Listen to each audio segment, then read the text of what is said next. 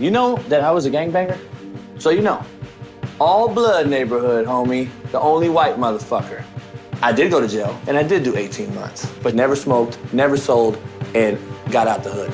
Because you know why? Character fucking counts. That's the gangster, dog. I coached JUCO for 20 years.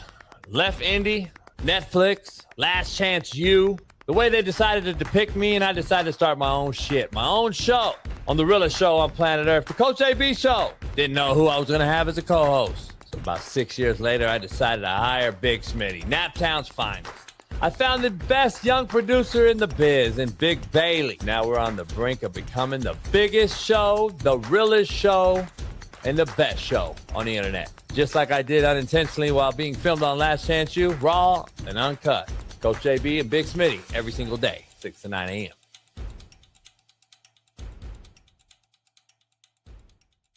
I'm kind of a fucking big deal, bro. What up, what up, what up? Sports Encyclopedia.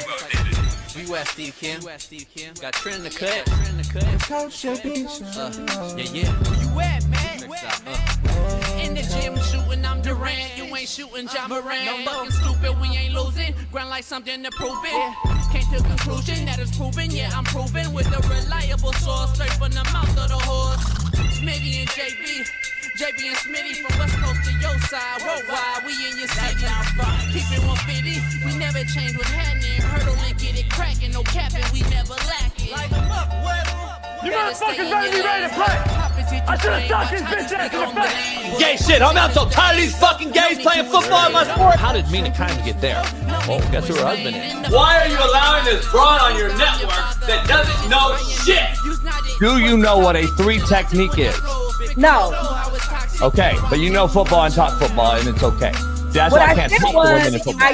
You fucking slap dicks, issues get pressed so past it, don't get sacked like bags and baggage. Smitty and Jason Brown, killed it, yeah, it's a rap. We what the game's been missing, we switched it and filled the gap. Smitty and Jason Brown, we killed it, yeah, it's a rap. We what the game's been missing, we switched it and filled the gap. To put the fear of God in these motherfuckers!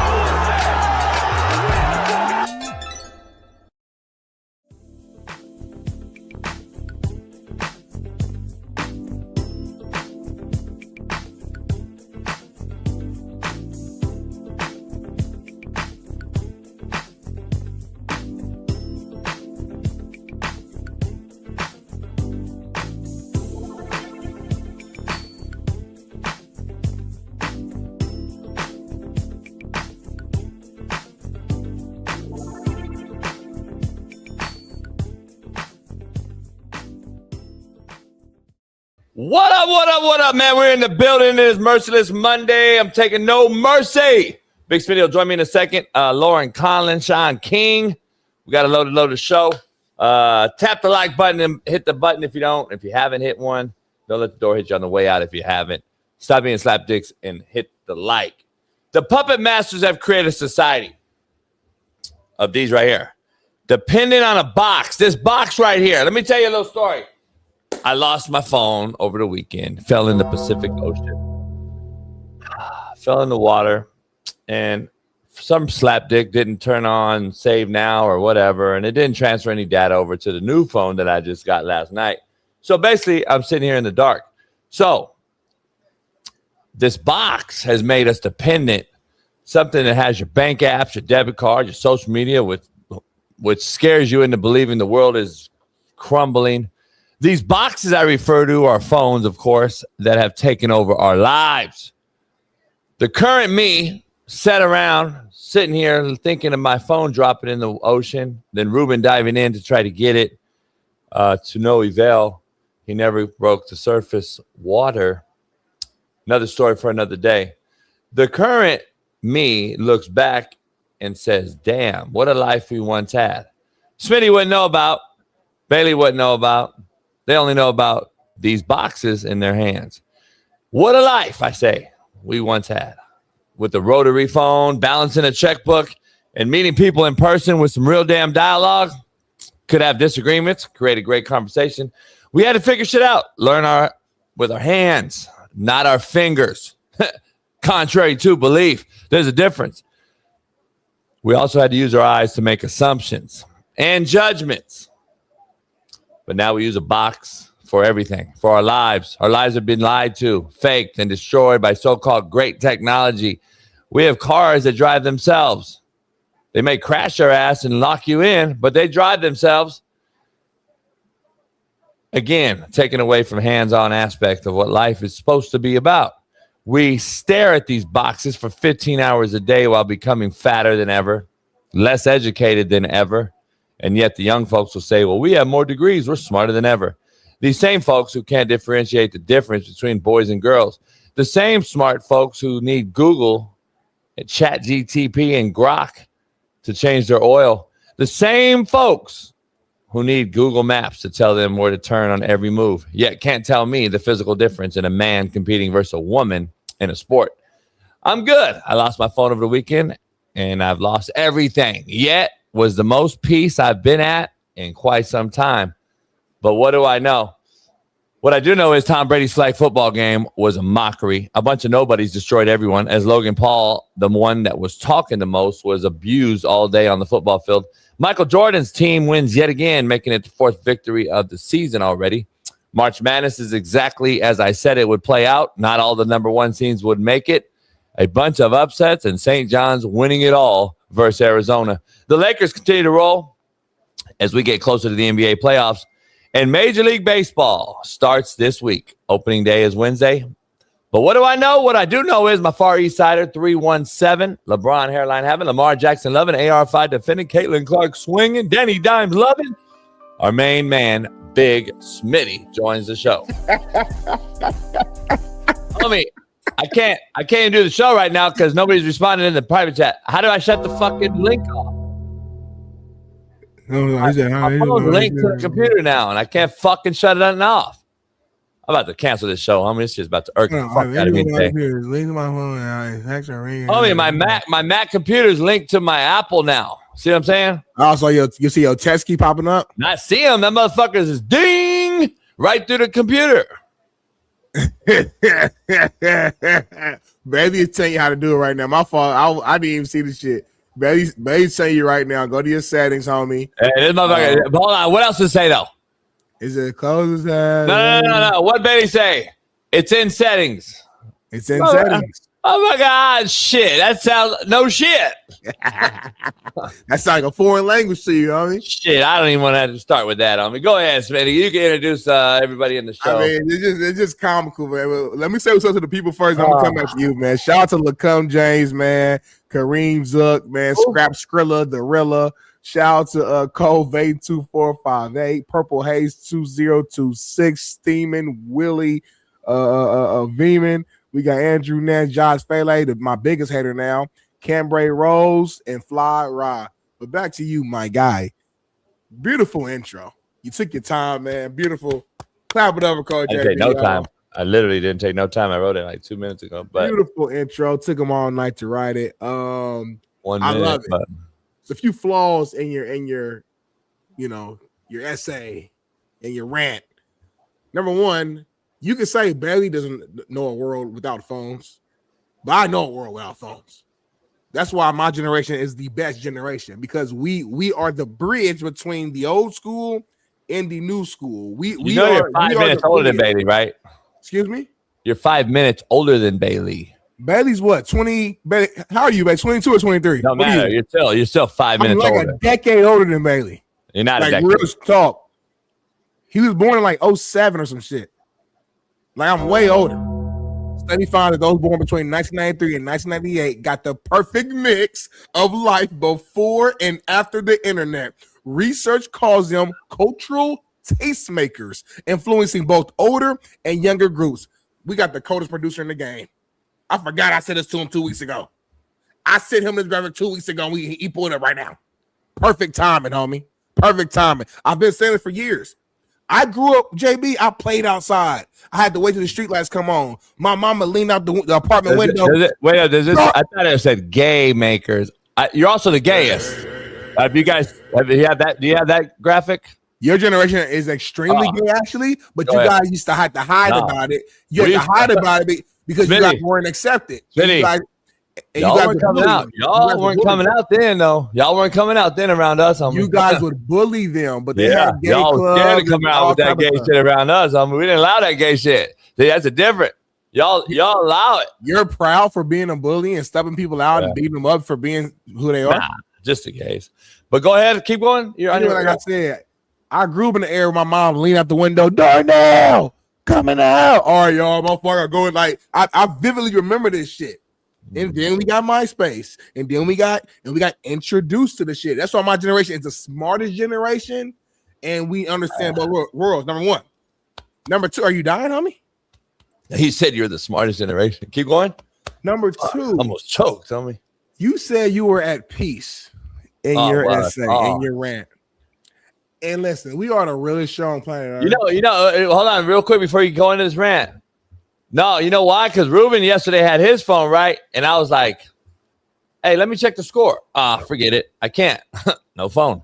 Hey, let me check Google Maps to get. Oh, no, I don't need to check Google Maps. You know why? Because I already know how to get there.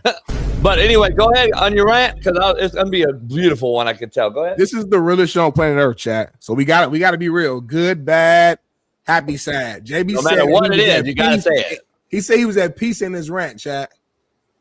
This motherfucker text me and Bailey last night, and I'm not gonna say it verbatim what it said, but we were trying to game plan stuff for today's show. Say it verbatim, go. And this motherfucker was so mad. We're trying to figure out thumbnail for the show. Say me and Bailey having a regular conversation. No, read it verbatim. We're not yelling. I don't want to hide nothing. I don't want to hide nothing. Yeah, I'm the real show. Go. Like me and Bailey having a regular conversation. What's up, bro? How you doing? Good, man. How's your night? Great, man. I was just trying to game plan. What should we do for tomorrow's thumbnail? Man, I don't know, man. That's a good idea. So much happened. JB jumps in. I have new phone, no data, no numbers, nothing, man. A fucking nightmare. Use the flag shit Smitty showed you yesterday. Brady and NFL gets waxed by nobodies. Something. I don't know, bro. You guys, please figure it out. I have nothing right now. I can't do shit in text. Yeah, say the fucking and tell him that's exactly verbatim, isn't it? That's right. I will send a screenshot. That you said you weren't going to say, but you did it. So go. Because you told me to. You I know, I did. I did. Because I'm a real one. I'm not going to hide that. Yeah, I have chat. He was at peace, chat. Smitty, tell him the context. I'm trying to figure shit out. I don't have shit. And here's the thing. Hold on. Let's coach it up. Let's coach it up. You're my coordinator. Yeah. And Bailey's under you on your side of the ball. Yeah. Y'all already had the meeting. You already showed it earlier when the good phone I had. Yeah. Why we re-asking? See, that's what head coach fire motherfuckers over there. Hey, dog, we already agreed. Let's go with it. Go with Smitty shit. He's already gave you the shit. Let's go. Bailey just making sure because I sent I got a phone now. But I sent my shit early in the week. I sent the shit on Saturday morning or some shit. So Bailey just making sure that nothing else changed or no, you know what I mean? Hella shit happened. We had upsets and we had 14 upsets over the weekend. We had all types of shit. I didn't have my phone though. So you don't have your phone, that changes everything. No. But I DM'd you on what did I do on Ruben's phone? On the JV show. No, Instagram. I got on my computer. Yeah, lucky the show Instagram was on. Yeah. And I DM'd you and Bailey, or I couldn't find fucking Bailey on my Instagram for some reason, even though Bailey's logged into that Instagram. So I'm really talking to Bailey live, but I don't know how to do it. It's a fucking joke. It's a shit show. I'm so over social media and all this old shit. Let me guys ChatGPT. Hold on, ChatGPT. How do I unlink Apple ID so phone's not ringing through my show? He put the whole shit. Settings. I'll get to that later. Huh? Settings, notifications, messages. And it'll give you an option to turn off alerts. This is very simple. No, it's on my computer though, homie. I know. Settings, notifications, messages. And then settings on what? On the Apple? I hit the Apple button. I hit the Apple picture. Baby, you might have to just jump in real quick. I know you don't like being on camera all the time, but you might just jump in real quick and just coach the motherfucker through. Oh, I'm cool. You want to do this right now? Yeah, might as well. Okay. Yeah, fuck. And then I'll teach you fucks how to change goddamn oil. We don't have to though. What system settings? System settings? Click the gear, right? I took the whole screen off. I'm gonna get some water. Keep me on camera. Yeah. So you go to the setting with the gear, right? Where it's the gear. General? Yeah. So go to not general, go to notifications. It's a little bit further down. Yeah, notification, yeah. and then go to where you see it says messages. It should be able to scroll down here and it should say messages or whatever you have active. Messages, yeah. Once you click messages, I would just if you don't want notifications, Allow notifications, shut off. I would just turn them off if you don't want it. Boom. I don't want that shit. All right, bet. But yeah, that should solve your problem. If not, there's another thing you could do too. All right, let's bet. What's up, Smitty? What's crack? I don't get it. What's your face looking like, homie? I was getting some water, man. I feel good, man. I got 5 hours sleep last night. Very productive day. Got shit done. Washed clothes, man. Damn, they didn't do a show. Damn, they didn't do a show. Ate some honey kettle chicken last night, homie. Damn, they wasn't gonna get on the show. Damn, they wasn't gonna wake up. Did all my little work, homie. Got ahead of the game. You feel me? I'm just feeling good, man. God just good. I wake up and the first thing I say is thank you, God. Because somebody did not wake up this morning, JB. A lot of people didn't. You woke up. You didn't wake up. I said a lot of people didn't wake up. So pull this whole elite of mine into summation. Do you know that I wasn't tripping off having no phone? You know why? Why? Because an alarm clock's not the only reason I wake up.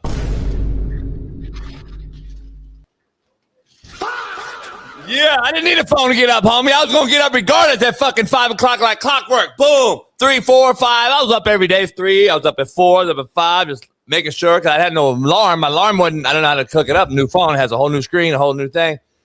I might throw this phone in the ocean and find a new phone. Fuck it. Well, I have hired a professional diver. His name's not Ruben, by the way, because if I have the video, and now, so I'm gonna be honest, City. Ruben can attest. My homeboy Brian, my homeboy Ports, you guys know. My boy Autry. Shout out to Autry. Why Autry only? I know. I mean, Ports and all them, like they already know what it is. You know what I mean? You know Autry? I don't. But you know he's the brother. I know he's the brother. Number one. Number two. Just because of the name, you knew. I don't know him like that, so I'm like, shout out to him because, like, out of respect. I think he met him at a Super Bowl party here. I know Ports. Ports the home. I text Ports all the time. I think he met Autry here. I didn't met all your friends, like OG Cat. But anyway, dog, it was probably the funnest time we've had on the water. No bitches, but we pulled some bitches on the boat from different bars. But it was cool. It was a cool time. Everybody was super loaded. Don't know how I got home. Don't know how I got the boat back. Don't know how I lost the phone. Don't know anything. But what I do know is I've hired a professional diver. Mm-hmm. What? And they're gonna go in today and try to recover my phone. That is probably 20 feet under my my boat. Under the hole. White people shit. What type of WPS is that, homie? Hold on, are you serious right now? Or are you trying to be funny? What? Let's rewind a little bit. You said you hired a professional diver to find your soaking wet phone that's been soaking in the ocean for over 24 hours. Yeah. For what? To do what with it? Because I got to turn on that switch. To turn the data on thing. Right? Then I can get my data back or no? Oh, you mean like all? I don't know. I mean, like, are you trying to get your numbers and shit back? All the numbers? Yeah, and no kind. I mean, how many fucking numbers? A lot. Like that. That's the biggest problem me because I used to have it written down. I used to have it written down on like on Rolodex and shit. That's why that's why I felt the lead in, man. Like fuck technology. You might have to save everything to your cloud moving forward, which I was always against. Why wasn't it? Well, because you have the option to say you can just save it to your phone. Or you can send stuff to your cloud. You can do both. Why wasn't it? That's the thing. See, Verizon, fuck me. You know why? Because they turned it off when they did a maintenance thing. They should have had, because it's supposed to be saved in the cloud regardless. They said my social media came right up. Everything would have been right up. Blah, blah, blah, blah. Man, Brian Case ain't lying, homie. Hella AEs gone out there. I know. Like, you got to start. Oh, that might be good, though, because I said I already made peace. I already said. Hey, your AE list was kind of got a little lazy. It got a little shitty. So now you got to rework. And I think a hard-working JB who's locked in can pull some bad bitches. You got lazy and comfortable with the old AEs, and you just wasn't really trying to re-up. Now you got to re-up. Hold on. So fuck like Nick Saban and Pete Carroll and them number. Let's just fuck that. Because I'll be real with you, like, they don't really fuck with you no more anyway, just being honest with you. So, like, having their numbers cool, but, like, nothing's coming from it. Like, Pete Carroll ain't coming on the show. Saban ain't coming on the show unless AJ bring him on. And then, yeah, that's really it. So, Now, I will say you do got KD number and Shaq number and shit like that. It's whoever finds that phone, though, they're gonna be like, damn, I'm lit. I'm glad you didn't have you out, homie. He probably will help you out. That's what I'm talking about. Whatever you got to do, let me know something, man. Homie, I'm just thinking about you got Tom Brady number in there. You got I got fucking shit. You got Jordan number in there. Obviously Pat Perez. You got fucking who else? Shaq, KD's number. I'm trying to think who off the top of the head. Shit. You got Gilbert, yeah, you know, Gil and Matt Barnes and all them cats. Yeah, Matt Barnes. Whitlock. I can't talk to Whitlock. I can't go on his show no more. It's done. Can't go on Salisbury's show no more. I got his shit gone. Your number gone. Bailey gone. Paris is gone. You got your Paris. Can't cut no more clips now. Can't pay her no more now. Like you got hella clips. She's cut off like by essentials. Like she got cut off and I don't have her number. I can't even pay her no more. Damn, Dan Orlovsky. Nina Khan's number in there. Today's payday. I can't even pay y'all today. It's crazy. Today is payday. Yeah. Oh, she better figure. We gotta find this phone. Huh? You fucking hire that diver, homie. You gotta figure that shit out now. Today is payday. Can you and Bailey meet me at the slip later, homie? I mean, we can meet you if it's gonna help us get paid. But what are we doing at the slip? You might have to get in. Oh well, you got to figure some shit out, homie. Let's take it back old school, homie. Go to the bank, write me a fucking check. I don't have checks. Remember, y'all generation fucking took that shit away. We put everything cell phone. Remember, you got your card though. You can go to the bank and get out cash. Pay me in cash, homie. Nah, remember the card's on the phone or whatever. I put it in my shoebox. Remember that? Yeah, but you still got your social security number, motherfucker, and you got your motherfucker. You got your birth certificate. You can go in there and get access. Oh, shit, don't ask me where my birth certificate is. I mean, if ICE came looking for me, I mean, I'm a liar. I'm fucked. Yeah, I'm fucked. The U.S. Air Force whistleblowers have come out after all my videos over the weekend of showing just the crisscross mass fucking cloud seeding that we endured, that I inhaled over the weekend on the yacht. Horrible. Smitty, I'll be real. This weekend was the worst I've ever seen. Like they made an intention to I'm sure you saw it across every sky in California this weekend. Mm-hmm. It was ridiculous, homie. It was ridiculous. I'm just seeing, and Joe Accord and them will be like, JB, it's just the cold moisture in the air and it's the heat mixing it. I said, so really, I've been here 50 years. So you're telling me this is just commercial airlines flying across the sky. But I've never seen a commercial airline show jet fuel or vapor coming off the back end or fucking gases. I've never seen a normal commercial airline. And Smitty, my brother's a fucking fighter pilot in the Air Force, homie. Was like, do you realize that your weather guy is a fucking idiot? And I said, Joe Accord, Greg, I know you bombed Iraq and you've been in Desert Storm, and Joe knows more than you. And he was like, no, tell him he's a fucking idiot. Do you know the actual fucking nightmare that it would be logistically for a fucking air traffic controller to fucking watch this shit, homie, in the sky at 40,000 fucking feet? That's all I had. He cooked Joe on that, and I said, oh, I'm a believer. Yeah, you're right. I didn't even think about that. Smitty. Not only the regular Delta airline flights, but now you got 40 of these. Can we please let Joe call in real quick and defend himself, please? Yeah, call in. Man, drop a link real quick, please. We're only answering Joe. If anybody else clicks on that fucking link, you're fucking blocked. Don't waste our time. We need Joe Accord to click on the link. Joe, hurry the fuck up. You got 2 minutes. Not really even 2, because it's the beginning of our show. We got a lot of shit cracking. We got Lauren Conlon. We got Shaun King. We got all type of shit coming on. You got 90 seconds to join and hit the link. Defend Joe motherfucking self, Joe Accord, because you letting JB cook you. You letting his brother cook you. Now you don't even know his brother. I don't know what JB brother looked like. It might be fucking But what he said just makes total sense, and they cooked him. It makes sense though. It makes sense. Yeah. Perfect good dad. That was mine. Look at that shit. I mean, so that's normal, Smitty. Real shit. Smitty, fuck political. Fucking. Is this normal? Yes or no? Nah, homie. That looks like Connect 4. That looks like fucking checkers. All right, here we go, man. One of the biggest fans of the show and supporters, Joe Accord, is here in the building. Let's bring him on in. Joe, how you doing, Joe? Good morning, guys. How you doing? Good morning, my guy. I want to give you a chance to defend yourself. I know me and you are on great terms now, man. It's always good to see your face. JB's been going at you, man, for a while about the weather. His brother as well. So here's the floor, man. You got 35 seconds to go. 3, 2, 1. Do your thing. Okay, I'm not going to disrespect JB's brother. Thanks for his service and stuff like that. I just think he's full of crap.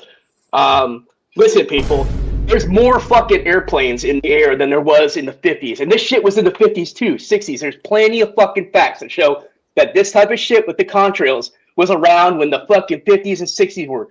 The engines had changed. Okay, so last thing I want to tell everybody is if you are not educated on fluid dynamics and upper atmospheric, dynamics, then shut the fuck up. There's no such thing as this shit. Even Trump had his goddamn EPA do a damn $45 million damn research thing for it like 6 months ago. And guess what they found? It's all over the website. Chemtrails are just a conspiracy theory. There's no fucking thing as this. Does cloud seeding exist? Yes, it does. But it happens at lower levels and at very micro scale. No fucking plane, and I'm telling you right now, the FAA has got no calls in 2025, none, from any of the fucking kooks out there in America that are calling saying that there's crisscross things in the sky because there's planes up there. There's more planes. It's been around forever. It just started. The term went up 2,000% on X in the middle of 2024. I wonder why. Cook 'em, Joe. I wonder why. It's a MAGA term.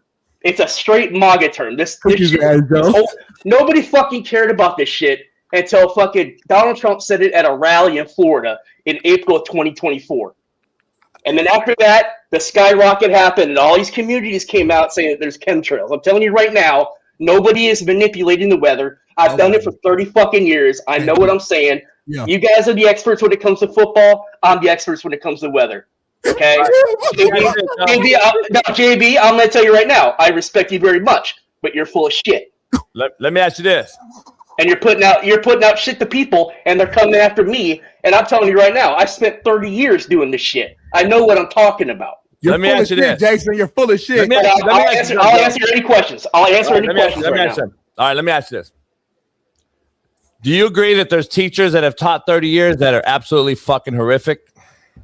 Yes, I believe that there's a lot of shit in this world that's all fucked up when it comes to public school, private school, college, everything. Yes. So what I'm saying is you believe there's teachers that have taught for 30 years and are still fucking shitty, right?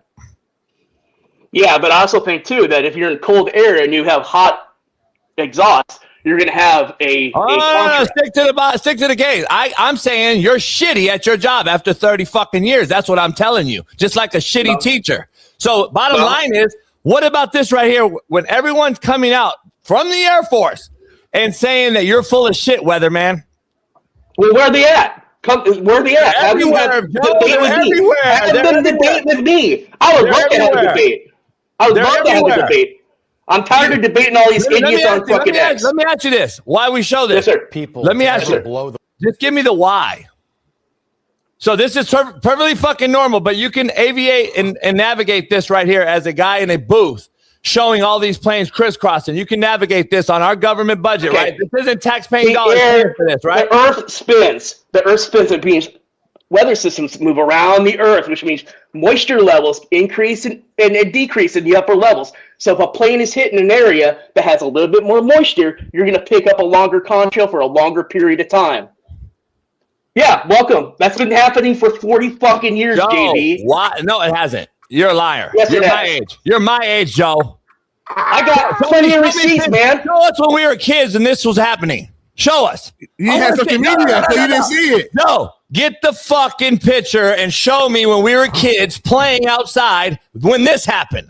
Show me. I got plenty of those. I got plenty of those. You don't have plenty of them. Stop lying. You're just making up shit. I'm not mean to college. I know my shit. This in the sky. I know my shit. I'm not mean to college. We never saw this in the sky. Cook his ass, Joe. No, this is everywhere in the country. This isn't just a fucking everyday. This isn't just California, by the way. This was everywhere. They're even worse. They were even worse in the 80s due to the exhaust they had, bud. Bud? Right. Call his ass Bud. Call him Bud, Joe. I'm not mean to college. I'm not mean to college. I know my shit. Answer this question. Why? Yes, sir. Just ask me why. Why we do it? Why is this happening? Because people like you are putting out bullshit on the fucking internet. Don't fucking turn it. I asked you why. You're a weatherman, right, motherfucker? Tell me why this is happening. You don't go back to me pushing the net. So I put the fuckers in the sky, Joe. I put them in the sky, Joe. I said, why are they in the fucking sky? Know it all. Go. Okay, go up in the fucking top of a mountain and blow your breath and see what happens. There's a bunch of. Hey, get answer a question, Smitty. What? It's called cold air, fluid dynamics. It's just it's physics. There's 1,000 planes in the air yesterday. 1,000. JB, you have 75 degrees. Is one of them the physics? Joe, there's 1,000 planes in the sky yesterday doing it all over America. What are you talking about? Now answer me why. More planes in the air. Answer me why. You can't answer me why. You sound like fucking Grok GTP. Because the exhaust is picking up on the upper air coldness and the moisture, dumbass. Joe, how many planes are doing this? If they get into the certain column of the air, all of them are going to do it, bud. Answer me this. Is this commercialized airlines? That's what you're telling me. Commercial, military, everything, bud. It's on. You can go to these websites and you can go to these places and find the damn trackers of the plane. You haven't answered a fucking question. You can't tell me. You're telling me it's a commercialized airlines is what you said on Twitter yesterday, and I said I almost fell out of my chair. You said this was fucking Delta Airlines at 40,000 feet, huh? Fucking putting this out. Joe, stop it. Well, if you're going to look at the sky, why don't you grab an app and see what plane it is up there? Call the FAA and bitch about it. Listen, if you're scared of your life, if people are scared of their life about this shit, call the FAA. Stop defending that this is an astronomical amount of shit in our air. Stop. Come on now, man. I'm going to believe a guy that's been in fucking Iraq and Iran wars with fighter jets that know fucking people that know over you. You can be on your brother's back. I'm telling you right now. I respect your brother for what he did. No, that's fine. You can know more. If it came to weather, I would trust you. But guess what, Joe? This ain't fucking weather. It's manipulated. It's geo. What are you talking about? You have no page for what you're talking about. JB, this is what I do. JB, this is normal shit. Don't do this shit. I do this shit. Joe, this has nothing to do with weather, though. This is where you're so fucking deluded. This is geo. This is made up, Joe. Joe, this is made up. What are you talking about? How are you telling us about weather? How are you telling us about weather when this is actually made up shit in the air? It's not made up shit, bud. What is it? That's clouds? The only made up thing is the NFL thinking they could. Hold on, is that clouds then? That's the only fucking thing. Hey, we got 25 more seconds, Joe. Say your last piece, Jamie rebuttal, and then we gotta go. We got breaking news. We gotta get to. I got respect for you guys. But I'm telling you right now, you know I love you, Joe. You know I love you, Joe. Joe, are those clouds? I want to know. They're not clouds. They're fucking exhaust fucking contrails. He just explained to you what they are, homie. He do this shit at a high level. Just stay in your lane. Smitty. Like I said, I'm gonna get out of here, but weather? Is exhaust contrails with weather now? When I said the upper atmosphere, yes it is. And kooks like you are calling it fucking chemtrails. Joe, thank you so much for joining the show. We got to move on. No problem. But appreciate the breakdown. You guys got to go. Hey, I appreciate it. I respect JB so much. This is just an argument we have all the time. You ain't got to say it's the real show, but you cooked in. You did exactly what you're supposed to do, man. Appreciate you, man. We'll talk later, Joe. Kyler Murray. Right, my guy. Black people. Yes, sorry, man. Thank you, Joe Core. J Core won that. We got breaking news, though, about Bailey as JB tries to get his mind back right. What we got, Bailey? Massive breaking news in the NFL. Here we go. The Seahawks and Jackson Smith and Jigba have agreed to a contract extension, 4 years, $158.6 million, making him the highest paid wide receiver in NFL history, surpassing Jamar Chase. Breaking news. Go Hawks. Wasn't he a rookie this year? Hold on, Jackson Smith and Jigba. How old is Jackson Smith? How long he been in the league? 2 years? Yeah. Oh, it's been 3? Yeah. It felt like he motherfucking been in the league for 2 years, 1-2 years. Damn. That's still pretty quick. Damn. Shout out Jackson Smith and Jigba. That motherfucker deserve. Hey, I ain't gonna lie to you. Besides Puka Nacua, Jackson Smith and Jigba is like right. That motherfucker might be the second best in the game. I ain't gonna lie to you. Guess why? Why? Who's the quarterback? White dude. Who got Justin Jefferson paid before this? Anyway, let's keep moving on. Quote of the day brought to you by Underdog Fantasy. Make sure you head on over today. Use the promo code Coach JB. Get you $50 on a $5 bet. Man, I played a poker event yesterday on our other sponsor. How'd it go? I won like first 3 hands. I was in the top like 10, win 15 grand. And then anyway, long story short, I busted out, and then somebody. So basically, fans got $500 to knock the celebrities out. Oh, type shit. I think Nadu was in there. He got knocked out early. I ain't seen Nadu. I ain't seen him in my algorithm. I didn't get to see him, but he was in there. Somebody told me he don't like you no more. I don't know if it's true or not, but I talked to him.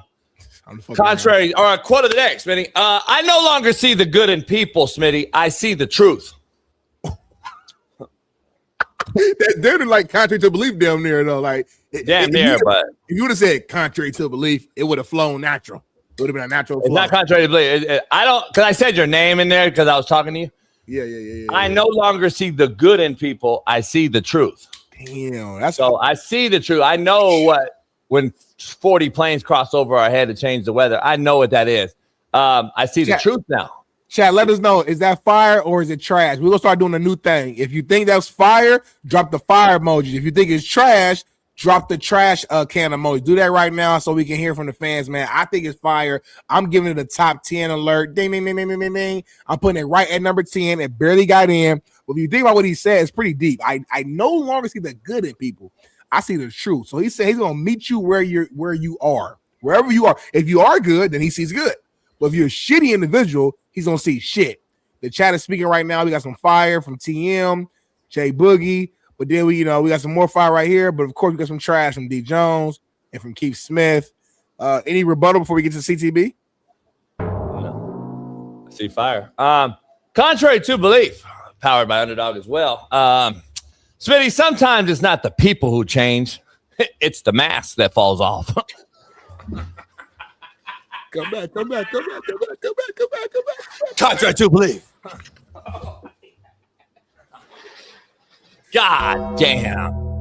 Say it again, homie. Say it again. Say God damn. Huh? Say it again, homie. Say it again, homie. I don't know if I can, homie. You can't? Fuck. I don't want to hurt people like fuck people up. Fuck. Sometimes it's not the people who change. Yeah. It's the mask that falls off. Mask off. Fucking mask off. Yeah. Mask off. Fucking mask off. Hell yeah. Fuck it. Russell Wilson, take my bitches back a mask off.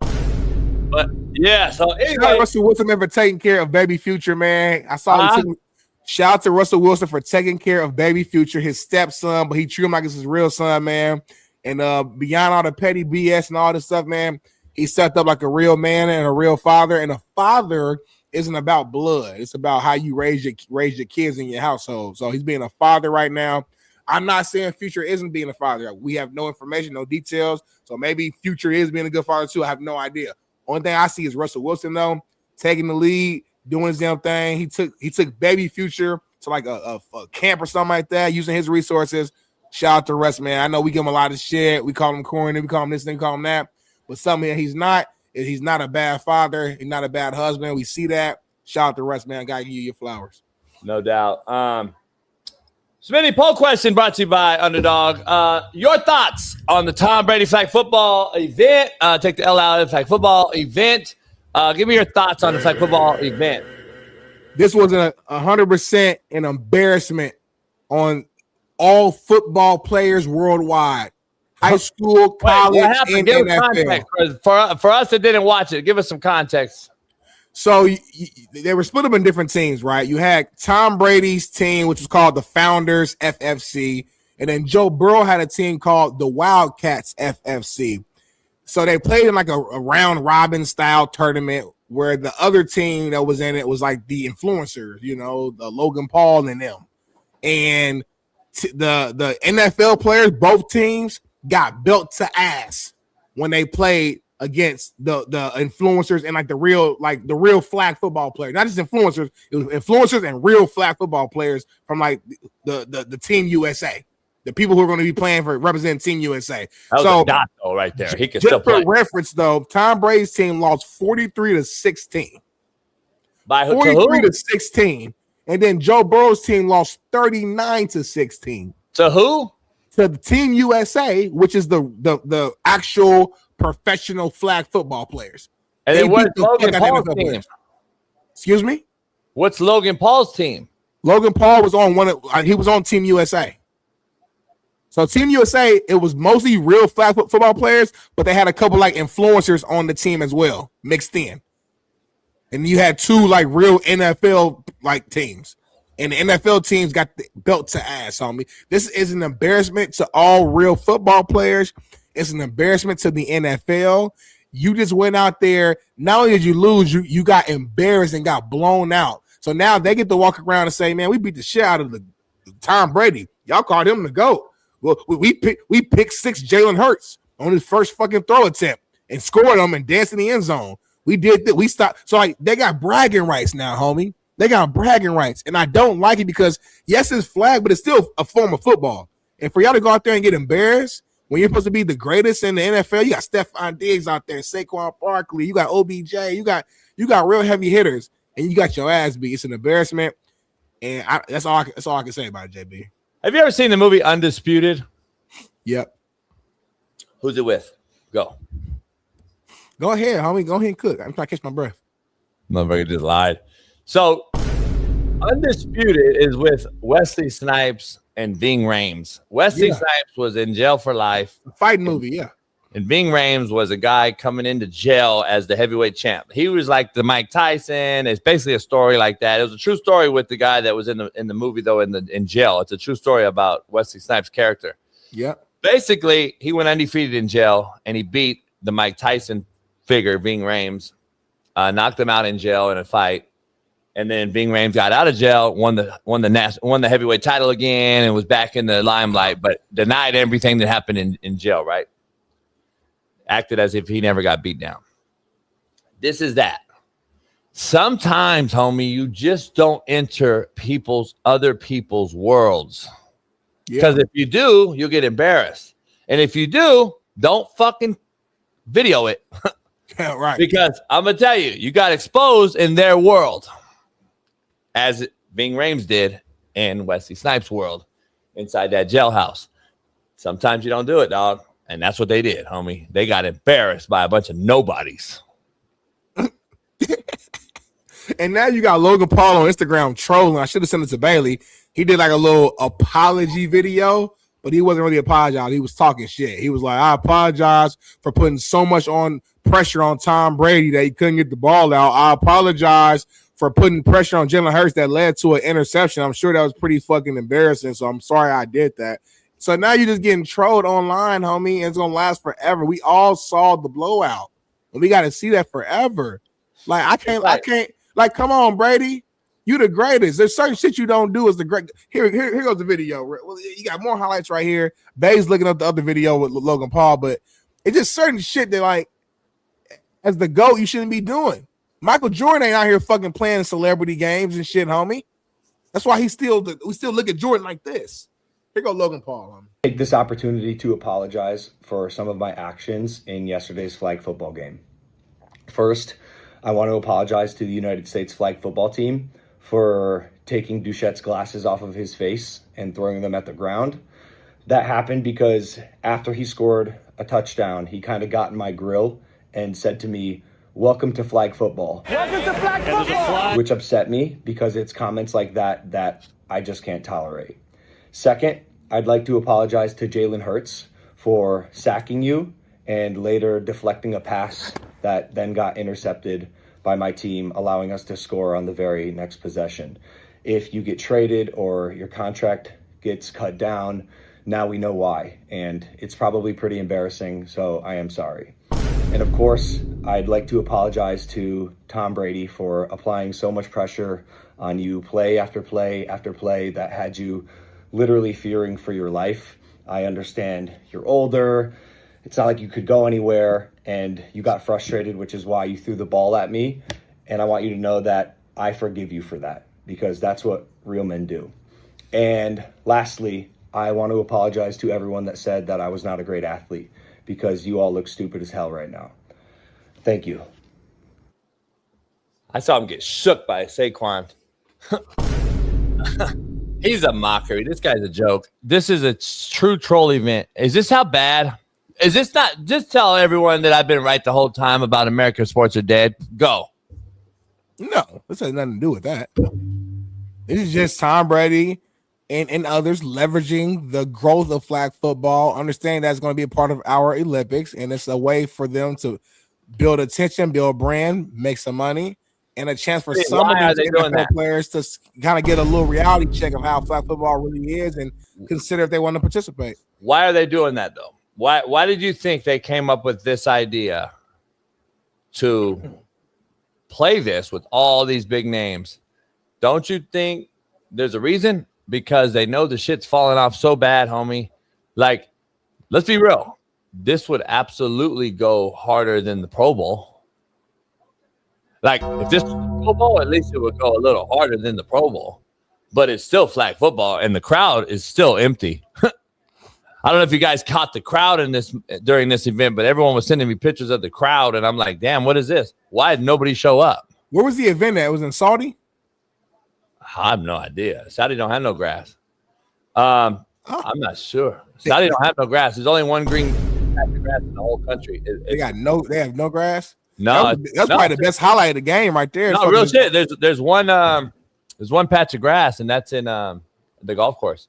There's no way all these cats went to Saudi to play this. That OBJ catch was crazy. I ain't gonna lie to you. I think it was here, wasn't it? Was it here? I don't know. They moved it to LA. Oh, okay. But am I tripping? Like, wasn't originally it supposed to be overseas? I think all the shit going on, the war, World War III going on, if you didn't know. So they had to move it from Saudi and move it back to LA. And not World War III at all, but yeah. World War III is the start of it is about to start because, our president started some shit that we didn't have to even get involved in. And now everybody tripping. Now that we getting alerts about travel, you can't go here, you can't go here. Be careful, America. Just leaving the country now because I'm getting high alerts on my phone and shit. My wife got to cancel travel. I don't get that. I don't apply. It's just crazy because, I remember before, not to talk politics, but I remember during the election, everybody was saying that the other nominee was going to be the one that would get emotional and start a war, and then the guy who won it actually started some shit a year in. It's just ironic, and then the people who were going so hard for him, they won't be real. They won't come here and just be like, damn, I ain't gonna lie, I don't like this shit. This shit kind of fucked up. I don't agree with because they own this ball so much that they can't just be real. So it's crazy though. But go ahead. No, I hear you. I'm not with the war. I don't like wars, obviously. So, but I also know if that other broad was here, remember. My boy Betty been quiet. He ain't said nothing. Betty was trying to cook me all fucking election. Now my boy ain't saying shit. Why the fuck? Why? There's all type of shit going on. Gas prices high everywhere, not just LA, everywhere again. Fucking war, all type of shit, homie. Not like LA though. That's still part of Newsom. So don't ever post another political take on your Instagram because you got murked. You got murked. You got murked. All the fact checkers checking you about. How about Newsom? Why don't you talk to Newsom first before you blame Trump? Trump got executive power, homie. No, he don't. Stop. You better stop talking politics on this show before I start cooking you about. Stop. Hold on, homie. Stop. Joe Court just cooked you for trying to talk about the topic that you don't know about. Stop. Who's that? Where you get this graphic from, homie? Who's this though? Joe Accord could Joe Accord, hey Smitty, Joe Accord's a weatherman and don't know the difference between chemtrails and contrails. So we're taking him serious, and that's why you don't understand. You brought up politics. You did, homie. I didn't bring up politics. I brought up gas prices. That's all I said. What the fuck is that? But gas prices alone ain't about just strict politics. I didn't go here and talk about Governor Newsom not using our oil, homie. I didn't go here and say the Congress needs to. I just said fucking gas prices high, homie. I'm in the hood. When I go to my hood gas station, do you know how ignorant you sound? When I go to my hood gas station and the hood gas station prices are high, that's the fucking issue. That's all I'm saying, homie. Homie, it's high everywhere. It's been high. And this was the whole plan from the fires in Palisades. Homie, you're just not macro enough to grasp. But hold on, homie. All my family in Indiana is high too. All my family in Indiana. Hold on. Didn't I show a video clowning fucking around and I showed you that Chevron that was $8 and something? And you're AI. I said, no, that's not AI. It's coming. I didn't say it was AI. What is it? What is it? AI. It's $7 now. homie. You know what it is on the boat? You know what it is on the water for the boat? Oh my God, it made me cough. I cried having to put some money, just putting gas in the boat. Because you moved your slip to Newport. Fucking stupid. That's not doing it. Gas prices on the water, homie. Gas prices on the water are way higher. You're not rich, homie. I mean, it goes into it fucks off your pay, homie. It's crazy. All I'm saying is a Republican state, Indiana, pro-Trump state, gas is high as fuck out there too. So I don't know what. So what does that mean? It's everywhere, homie. High as fuck versus here. Go. High as fuck for them. Okay, define that versus here. But it's all about cost of living, though, homie. They make way less than us, so it's comparable, homie. But what's the prices here versus everywhere else? Go. Well, the hood gas station that I go to the other day was like who's the hood controlled by? Go. 539, 540. Who's the hood controlled by? Go. The hood. Oh, Democrats, Governor Newsom. How is Oakland and San Francisco and LA looking right now? Why everything got to be Democrat? You want to change that? First of all, you blame. No, hold on. You just blame the cap for the gas. Now you're not blaming. Now you're gonna. So why is it got to be this when it comes to Newsom? Trump though, but I didn't say shut up all the Republicans. Trump just so happened to be a Republican. I'm not talking about all Republicans. I'm saying Trump. I said Trump, you the president, homie. Handle that shit. If Obama wasn't always on the shit, handle this. Whoever in office, homie. It's not you take it all personal. Like you love Trump so much that you take everything so personal. I do not love Trump so much. He don't even like you. How many times have I said on this show I'm not a war guy? I mean, how many times I got to say it? I keep it 1,000%. I wasn't for a war. We better not put no boots on the ground either, because I already said, homie. I even do a show on Patreon tonight, Fact Not Fiction, where I said, hell no. I this ain't my fucking shit. You go? Listen. The only thing hold on though. Go ask hard though as you go the other way though. That's what I'm saying. Be fair. I am fair. If Kamala Harris was doing the exact fucking shit that Trump was doing right now, yeah. Oh my, it'd be fucking. Hold on though. Thumbnail. What the fuck? It's like got no fucking pride in the fucking office. Hold on though. Why are you guys dismissing the fact that the last president funded all this, homie? Why are y'all mad at him? See how it goes? See how it works? Always the last president. It's always the last president. Hey, I'm just no shit. He gone, homie. What are you fucking? No shit. He gone, homie. Smitty. He done. We could for the last 4 years. No, it doesn't have nothing to do with nothing. No, you're right. Biden was a bad president. Cool. He no memory, all that. That's already happened. Let's talk about the motherfucker who's in office now who's supposed to change everything.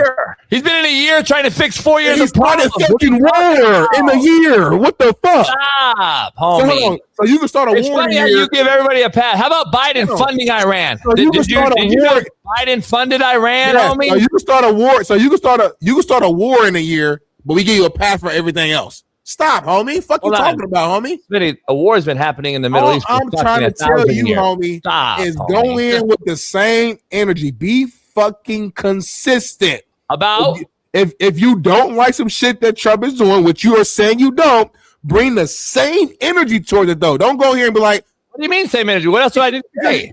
Because you're talking all like nice and calm. He's like, yeah, I don't agree with war with Trump. I've said that before. But when Kamala do some shit, this fucking broad is a dumbass motherfucker. Like, keep the same energy. That's all I'm saying, homie. Don't be soft when it's Trump. Is he paying you, homie, under the table? Is he paying you? Is he paying you? Is he paying you? But Kamala's a retard. Is he paying? Like, you think Trump is the genius? No, but there's a big difference. Here's what thanks, Smitty. Real shit. Trump's the fucking genius, homie. You know what? That lead-in I had. I should have made this lead-in. The generations are so different. Your generation to mine. You guys are cool with a woman leading you. See, we're not. We actually like a guy with some nuts that doesn't bow down to the puppet masters. So wait up. I actually like a guy with some brass balls that say, fuck you, puppet masters. Fuck you getting a nuke. I'll go get you before you get us. Everything got a lot of ego and shit, though, homie. That's the same country, homie, that's been killing our fucking troops for a long time. We had nothing. All right, answer me this, JB. Why do we get involved in this shit? Smitty. That's the question. Why do we get involved in this shit? I asked that question. Is it? You don't fucking know. Okay. No, here it is. Oh, we know. We just doing shit just to do it. No. We know why. So why? Well, first of all, you know why you get checked at the detector at the airport, right? Iran. You know what happened 9/11, right? Iran. You know what happened to all these things, right? I just don't know if you really macro enough to have this discussion with me, but you brought up politics. So if you want to bring it up. So you're saying that you're cool with war now? I'm not cool with war. Okay, well, make your mind up. You contradictor. But I'm also cool on protecting the country, aren't you? You want to fucking nuke, homie? Stop. Come on, homie. Stop, homie. So look. Bottom line is this. I'm done talking, but you all over the place. You all over the place. Hold on. How you done talking? You brought it up. I'm trying to tell you this. It's the folks that want to go saying he's pro-Israel and all this old shit. I don't give a fuck about Israel, Iraq, Iran. Nobody over there in that desert. I've been saying it. Protect the Persian women. Bring them over here ASAP. And then level everything else. I've been saying that for a long time. So I don't give a fuck who the president was. But all I know is, shit, I would rather be proactive than reactive, homie, wouldn't you? All I'm saying is I know for a fact this is Biden. Anybody else on the left doing this exact same thing, your energy would be times fucking 12. He already had his chance. We already had this discussion. We already had this discussion. He had his chance already. What are you talking about? Obama's put us where we are. How about 30 million illegals over here? What do you mean? And you went hard against them. All I'm asking you is to go hard against Trump. No shit. Anything that doesn't know what a dick and a pussy is, I go hard at. Can you go hard against Trump then, please, too? That's all I ask. I already went hard. I've been going hard about the war, homie. You going hard, homie. But, homie, he's done a lot. Hold on, Smitty. He's done a lot more better than bad, though. But you won't say that. I haven't heard you call out that, though. Always find a pass, homie. Well, I'm just saying, I haven't heard you call that out. Anyway, y'all. You said you're real, but you won't call out the positive? But that's real? I'll call positive shit out. You haven't called one thing out positive. Stop. This motherfucker made a joke the other day about with the Japan prime minister. Anyway, let's go to commercial break, y'all. When we come back, we got more comedy. Comedy is fun. So I know, but like comedy though. Like our leader is just a comedian, I guess. So anyway, let's go to commercial break, and then we come back. By the way, though, you gotta keep it real though. He cooked that motherfucker. Our leader, your ass. Our leader's Chris Rock. Don't lie though. Hey, the Japanese said, "Why you don't tell Iran you're bombing them? Why you don't tell us Pearl Harbor, motherfucker?" That shit was comedy. I don't care what you say. It's funny. No, Trump, what you want. No, Trump funny as a motherfucker. I know he's definitely funny, but like you the leader of our country, I want a level of seriousness to it. You got motherfucker Iran to drop the whole irony of that. Iran dropped the whole Lego video showing how they gonna fuck us up in response to Trump being Twitter fingers. They got Trump in the bed tweeting all day. That's how other countries are looking at America right now. And our leader who represents us is in the bed tweeting all day. Hey, hold on though. Did you homie? Hold on though. Did you bring up this when Biden took all your tax dollars to Ukraine? I left the country to Spain. They looking at me as a come back, JB. I left the country in Spain. Come back, JB. I'm in Spain and they looking at me like, "Are you American?" Like they looking at me crazy now because the leaders represent us in a way that's embarrassing. It's okay, y'all, to be real, y'all. I know it's okay to love somebody or love something and then react to new information. That's all I'm saying. Let's keep the same energy in whatever you do. We'll be back in about 5 minutes, though. We got LC around the corner. I can't wait. I didn't see her last week. It's going to be a good show. Them nails going to be painted. I already know. And we're going to talk all things crime, all things, everything. Be back at 5.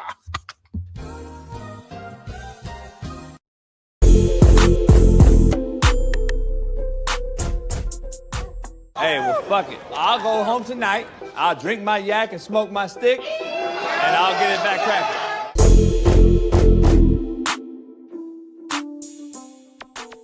Into RG3, your boy. I don't want to dive in them, but I'll dive into the topic. RG3 says that the Minnesota Vikings need to trade JJ McCarthy after signing Kyler Murray. Check this out. As they brought in Kyler Murray, it makes me feel like the Minnesota Vikings should trade JJ McCarthy to give him an opportunity to go grow somewhere and learn somewhere and develop without the pressure of playing right away. So for me, you talk about the Green Bay Packers with Matt LaFleur, have him sit behind Jordan Love. Look at what that did for Malik Willis, who's now millionaire, multi 20 millionaire playing for the Miami Dolphins because he backed up Jordan Love and he was able to develop after he left Tennessee, who didn't really give him a shot, right? And you look at the Rams with Sean McVay and Matthew Stafford. I think for JJ McCarthy, getting a chance to sit behind Matthew Stafford for 1-2 years and learn from Sean McVay would be an incredible experience for him so that he can actually develop. Factor cat, JB. It's the fucking dumbest shit I've heard all day. And number one. Number two, is this his wife? Yeah, are they having... That must have been a fascinating football discussion. No, but is this his wife right here? Yeah, that is his wife. No, right here. No, not the ref. No. Move your finger off the camera, homie. The lady on the couch, Smitty. Oh, my bad. So, is that his wife here on the thumbnail? Yes. No, on our thumbnail. No, man. She's not the ref, man. Stop doing that. Stop putting your finger in the camera like that, homie. Anyway, that's the dumbest shit I've ever heard. That's why they traded for Kyler Murray, you fucking retard. Right. If he's gonna sit, what he's gonna sit? Oh, you gotta be shitting me, homie. This cat just says any fucking thing, and he's sitting there with his wife, homie, and she's sitting there like this, like she fucking knows about three steps. Well, hold on, Coach. You're not being fair to her. You know, afterwards they broke down quarters coverage on the whiteboard. Oh, fuck. I'm so over this fucking shit. Smitty, let me ask. I gotta ask Smitty because he's the only one that has experience with this that I know of. Can you sit with your wife on a podcast, real shit, and be comfortable of any topic? Fuck sports, just any topic. Sit there and look at your wife and talk about a topic and act as if you're really like on a show with somebody that's non-partial. Like, seriously, think about it. You cannot. There's no fucking way that this conversation is not a weird. The show would have to be like specific to like about relationships or marriage or something like that for that to work. But if we're just talking about like sports, even then, like I'm just saying, even that's why I said no content, any topic. Even then, I got a feeling these two are fucking on each other. I'm gonna be honest. Like, there's no way. You mean around? Like cheating? Yeah, hell yeah. Swinging all day or swinging like Shaun Moore. Yeah, but same that's shit. more honest. But I thought you were gonna play the clip where RG3 was talking about. As a black quarterback, you know, they're going to try to change. But like when he was talking to Taylon Green. I think that was an interesting discussion because Taylon said they're already trying to move me to wide receiver. I don't want to do it. And RG3 like nodding like, yeah, they didn't give me a fair shot. What are you talking about? Here. Let's just say we didn't trade Kyler Murray for this and RG3's topic. And let's give RG3 some okay, we'll say he's on some credit. We'll give him some credit for talking about bringing up the topic. Aren't you telling this guy who's yet to really play and be the guy who lacks experience to go somewhere now in a new system and start all over again? Wouldn't that even tear it down even fucking further? Right. He already knows.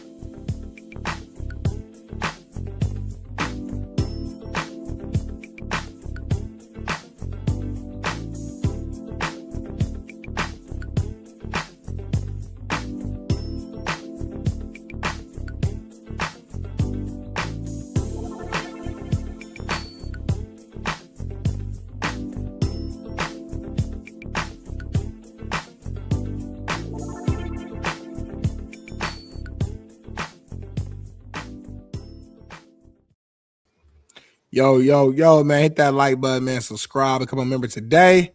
And let's make sure we get 1,000 likes before we get to the last hour. I'm tired of waiting to the end of the show where we're struggling. Let's get to that 1,000 likes here in this second hour, y'all. It's very doable, very easy.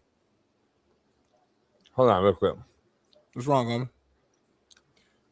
Homie, I'm in our Instagram chat, homie. That little new job that you gonna start, you say? You need to go ahead and do that, homie. That might be big business. New job. That new job you say you're gonna start. We did. JB is enslaved to his own ego. He got a little white supremacy in his blood. It's just keep it too real. 1, 2, 3. First of all, bitch, you don't know me. Secondly, uncover your face. Thirdly, we already agreed. Smitty already said my grandpa's racist. Yeah, like we already know that. That's old shit. Dummy. Anyway, right. We got somebody that actually called Smitty far left on the show. And Smitty needs to address. Smitty's going to address that. The journalistic extraordinaire herself, our main girl, every Monday, Lauren Conlon joins the show. Hey guys, how are you? Lauren, good to see you. I've had a horrible weekend and a great weekend all in one, so I would just call it an even weekend. Smitty has something to ask you. Hey, Lauren. I was doing pretty good. Oh, no. Time out. Don't get fucking soft now, homie. You just defended Ukraine. So go. Oh, goodness. I was just doing pretty good, coming into this past week. I went on a nice vacation to Spain. We missed you. Barcelona, Madrid. Really enjoyed the sights, learning about the history, eating the food. I come back here excited for the show. I'm asking about Lauren. How was Lauren? How's she doing? And the first thing I get told by Coach JB is that Lauren was talking shit about me while I was gone. How was that talking shit. Saying she wasn't talking shit at all. Nah, that's how Jay put it out. Jay put it out like well, then Lauren he's a called you a far left liberal soft motherfucker. Lauren, what am I? What did you say I was? A shit stirrer. Oh, I thought you said shit bird. That would have been way better. If you said shit bird, that's one of my words. I feel like I try, to keep it sort of contained. And also, you guys, I've had this cold for like 2 weeks. My kids keep bringing some whatever shit. It's developed into a cough. And so I feel like I'm on a bunch of cold meds and I'm very sorry. It's just anything I say ahead of time. Lauren, we're going to train you right. We're going to train you guys. I'm saying I'm sorry, please. Yeah, you can't say you're sorry on this show no longer. We told you we don't say sorry on this show. I know. I can't help it. You just have to own it. You own it. You own it without you admit it. You admit it. Like I am fucked up. I got sick. My son brought me some. Yeah. Fair. And so Smitty, I just thought that was a fact that you are far left and you own it. And it's, I felt like that was just a standard thing to say. No, JB has fooled everybody to make them believe that I'm like this far left like guy who believes in all this stuff. He's completely wrong. I'm me, and I have beliefs. I have beliefs that on the right that I think are correct. I think there's some things on the left that are correct. So I'm me. I'm unique. I don't like to say I'm far right. I'm far left. I'm not neither. I think a balanced conversation is there's some correct. But you're far from being independent. So stop. That's what it is.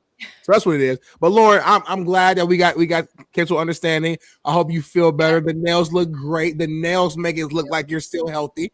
And I hope you feel better. I'm fine. Like I should knock on wood. I never fully succumb to the sickness, if that makes sense. Like I'm never like, and again, I need to knock on something. I'm never like bedridden, but I feel like maybe I should be because I would kick these things fast. You know what I mean? Like I feel like I literally had a cold for 3 weeks. So it's you need like a ginger ale or a 7-Up.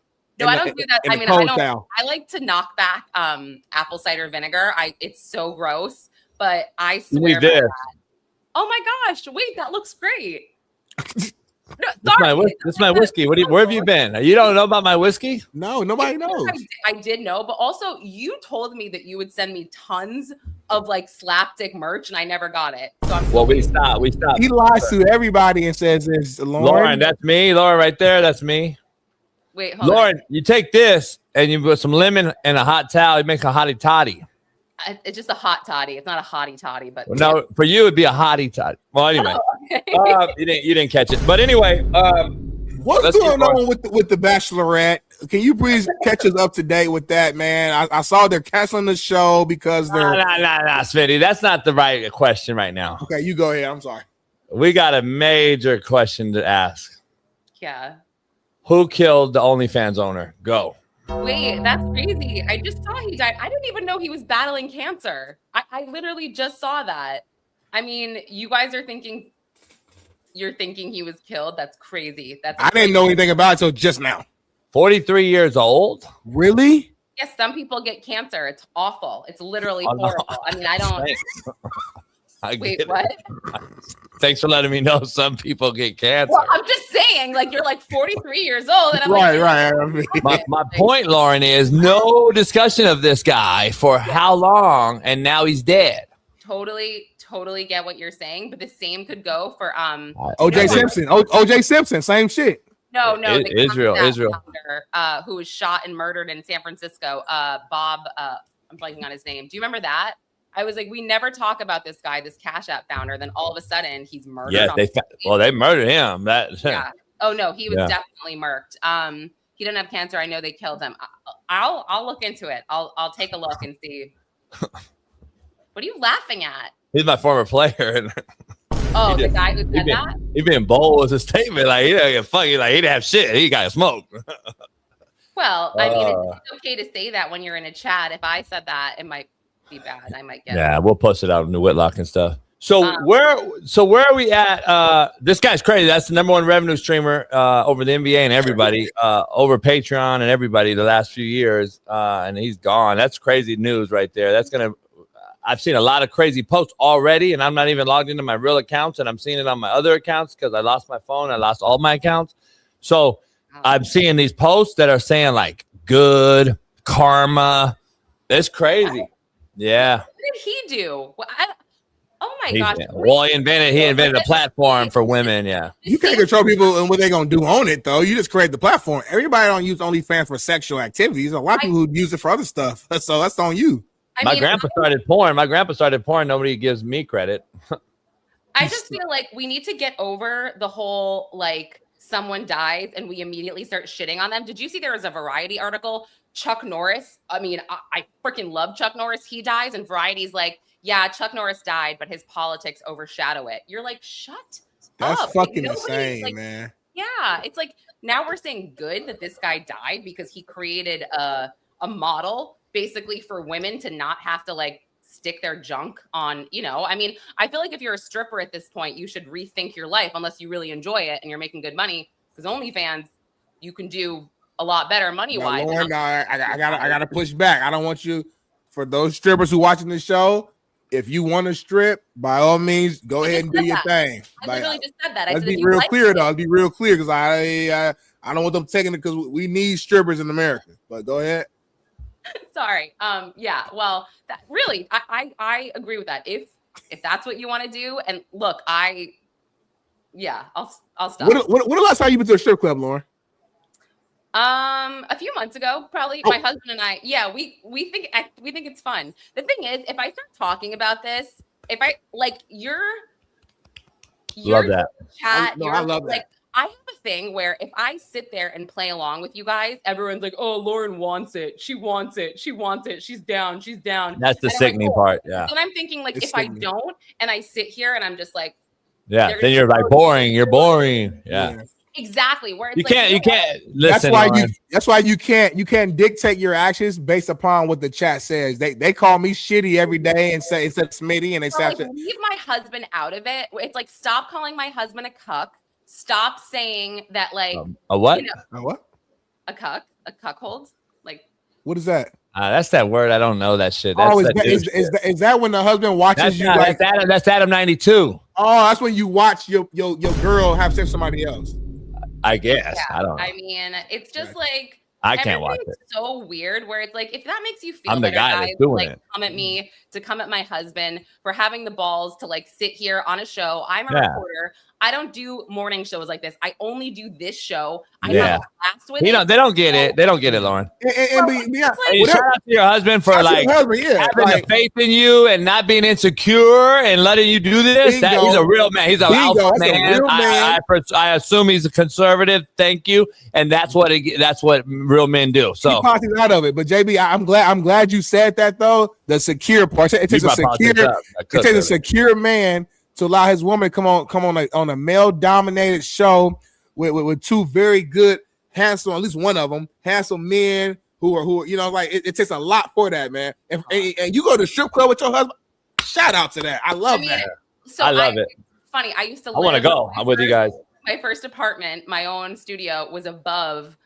It was then called Scores. It's on like 61st between 1st and 2nd Avenue, and now it's Sapphires. But because I lived above it, I would walk by all the time. I got to know the door guys. They'd be like, just come in for like a nightcap. So that's how it started. Like, it wasn't like about going to, you know, a strip club for whatever. And then when I started dating my husband, I'm like, just come in for a drink. And he's like, you can just walk in, because, you know, like the fees are like $50 to just get in, and they would just like let me in. It was nice. It was fun. It was strip club food is quiet as kept. It's pretty damn good. So, and Lauren, I'm being honest, it's the best chicken wings in America. Or any random titty bar, any place that you go to, they're the best wings. So go next time you guys have some. So there's a place across from my old office. It's called Rick's Cabaret. They had a lunch special where they would do like fries, like a sandwich, whatever, and it was like $14, and then they would give you like a back massage. And Lauren, anybody that talks about your husband in the chat, they're little boys. We call them. Yeah, little boys. They're like little boys. Fine. I just felt like I just want you to know they're like little boys. We call them like little boys. I actually call them bitches. I call them nobodies. I call them bitch made cats, BMKs. Yeah. So for the acronym purposes, like for social media, so we can tag everything. So you know what BMK means. Okay. Yep. Got it. Do you know what made up humans mean? Made up humans? We have made up human. That's another term we use so we don't get canceled. Made up humans are transgenders. Do you know any of those other? So like we obviously have fuck, stick, shit, burn, and slap dick. You know those I love three. slapdick. Yep. So anyway, moving on. Dick. Amicably, hey, EPS is black people shit. WPS is white people shit. Yeah. Okay. Okay.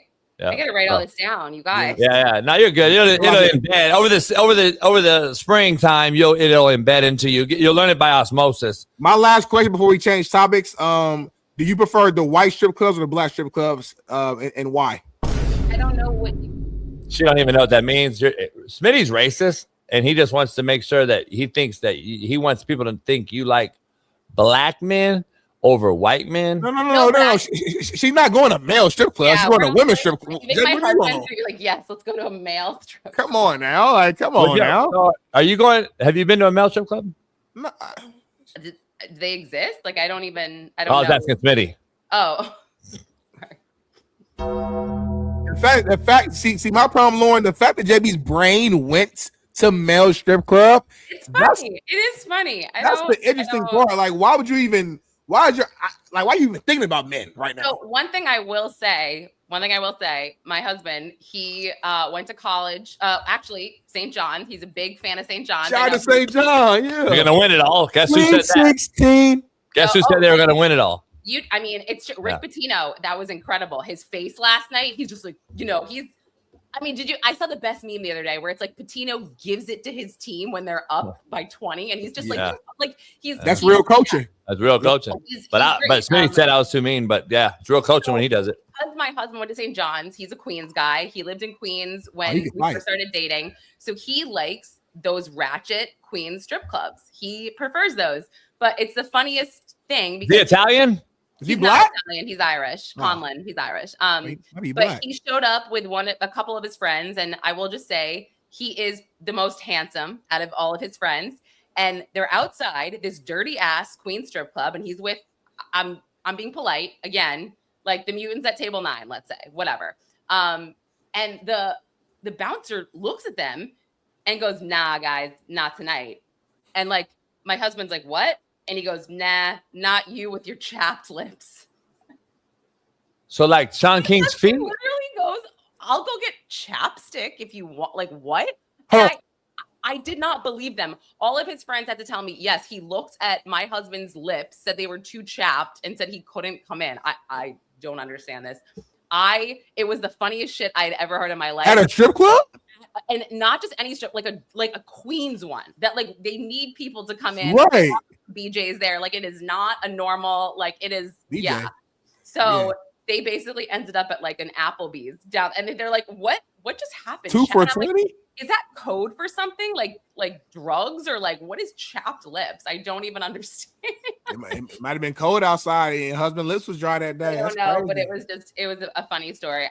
I'm sorry if that wasn't funny. To me, it was, but it might be the stupidest thing in the world. It was semi-funny. Oh, I'm good. Oh, thank you so much. Thank you so much. Yeah, everything's perfectly fine. So give us some updates. What's going on in your world? Because I know there's a lot going on. I mean, between all the stuff you've been covering, then we just broke news on the OnlyFans guy dying on this show. We broke it.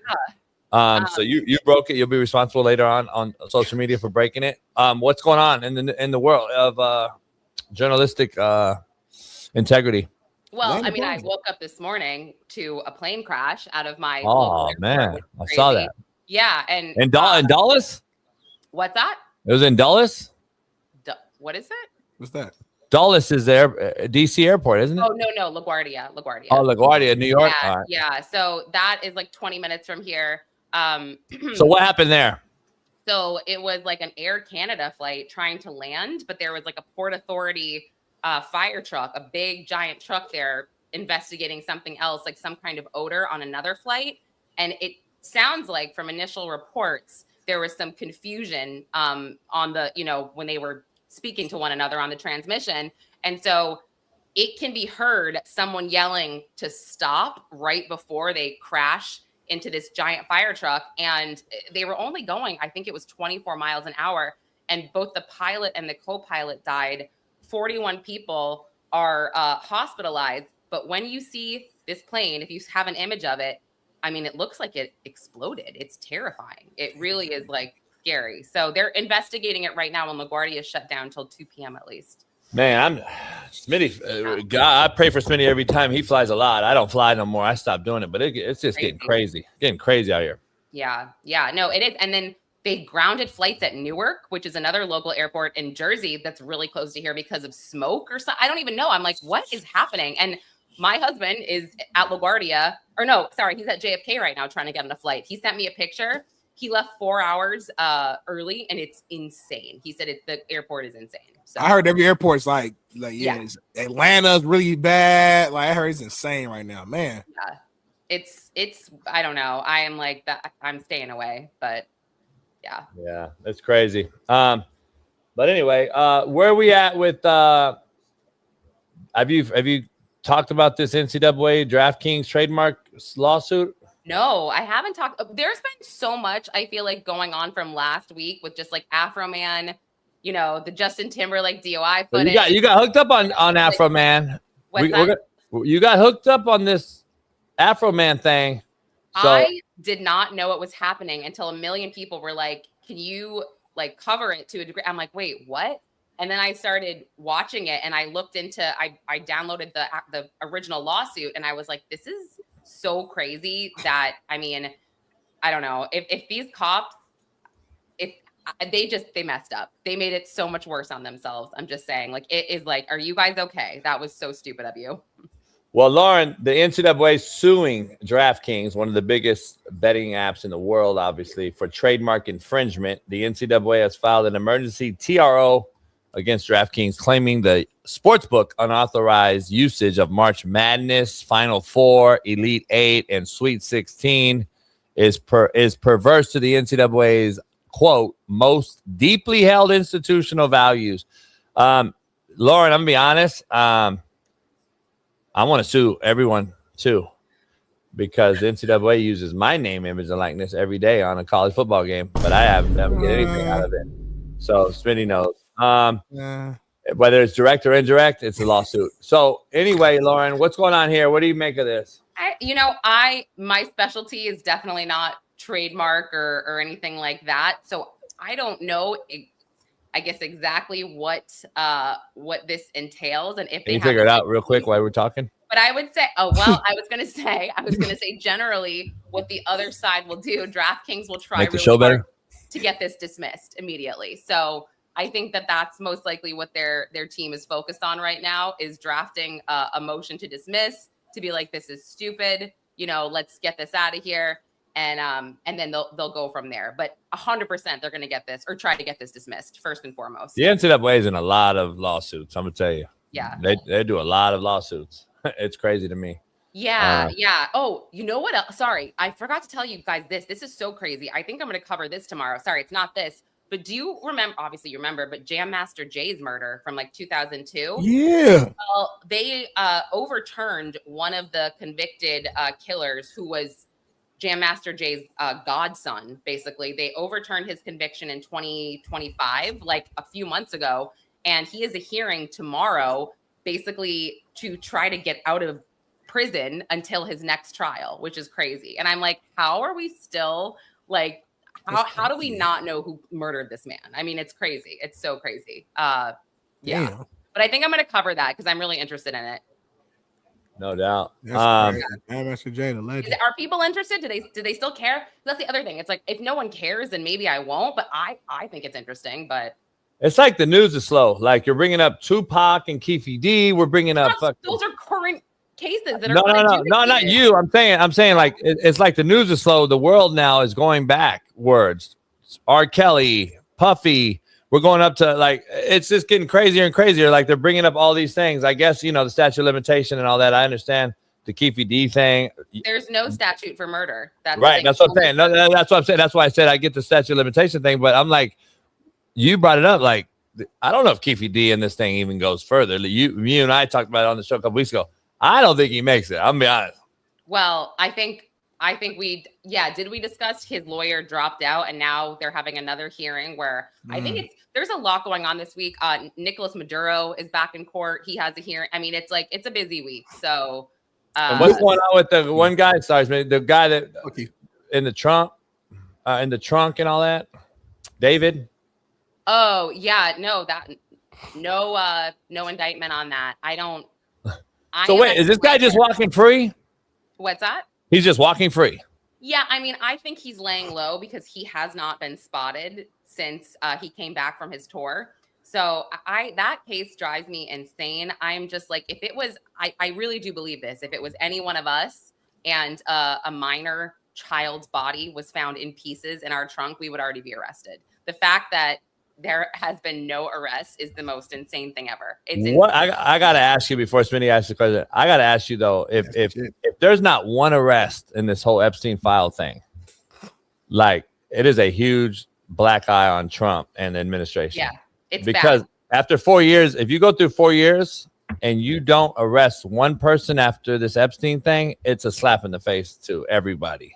Yeah, I mean, I guess they could probably say, okay, well, Prince Andrew was technically arrested. That wasn't even here. It was in fucking Norway. I understand, but I'm just saying they could say that. I am with you because this administration kind of ran on that, on transparency. And what I think is so messed up is, I feel like a lot of younger people felt like they were lied to during COVID by the Biden administration. They felt like, they were just not told the truth based on everything that came out with Fauci after. And so they really wanted a transparent administration and they thought Trump, Bondi, they would get this. And so it really pisses me off that starting with the binders, it was just bullshit.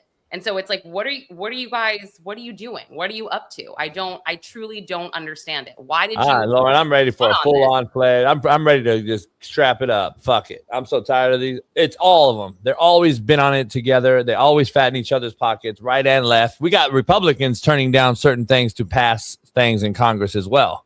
Yeah. So like, think about it. Like the SAVE Act, that's ridiculous. 85% of America wants voter ID, yet we're still turning it down. Like it's become a mockery.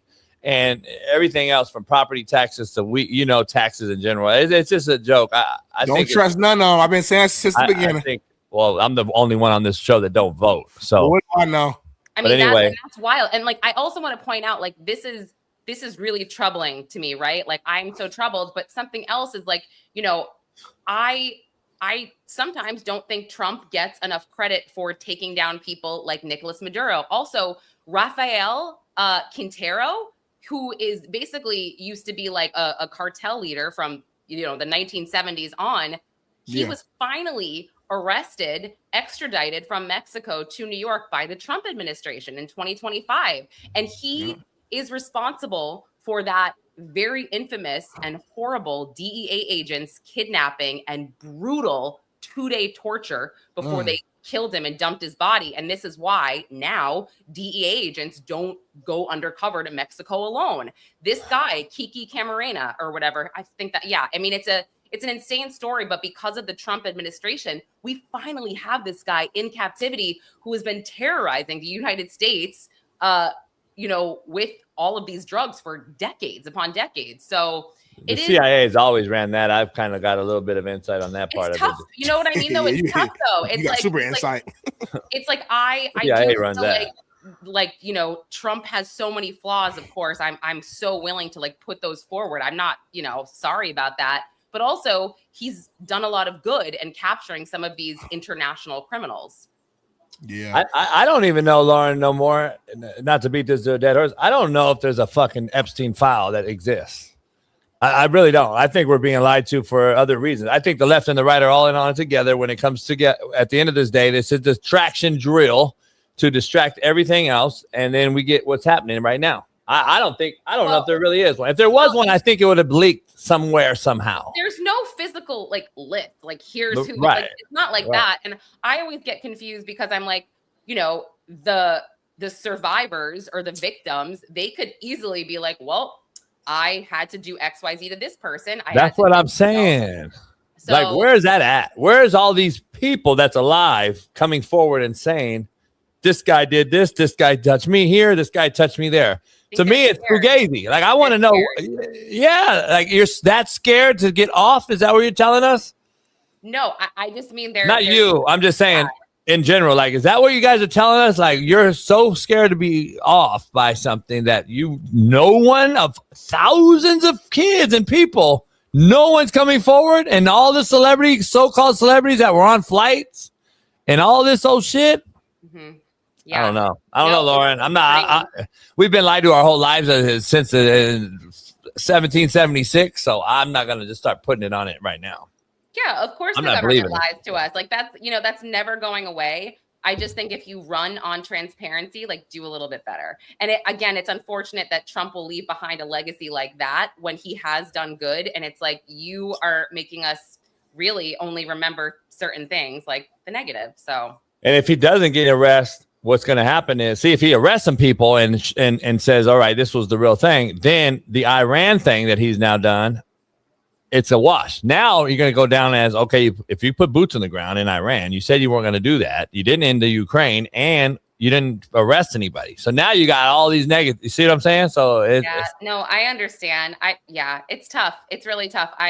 The Iran stuff is, I've tried to like dig in and really kind of look at both sides. So, you know, I don't feel like super comfortable commenting on that because I feel like I don't know enough, I guess. But yeah, I'm working on it. No do you know anything about the Bachelorette? I tried to lead with that. JB cut me off about an hour ago.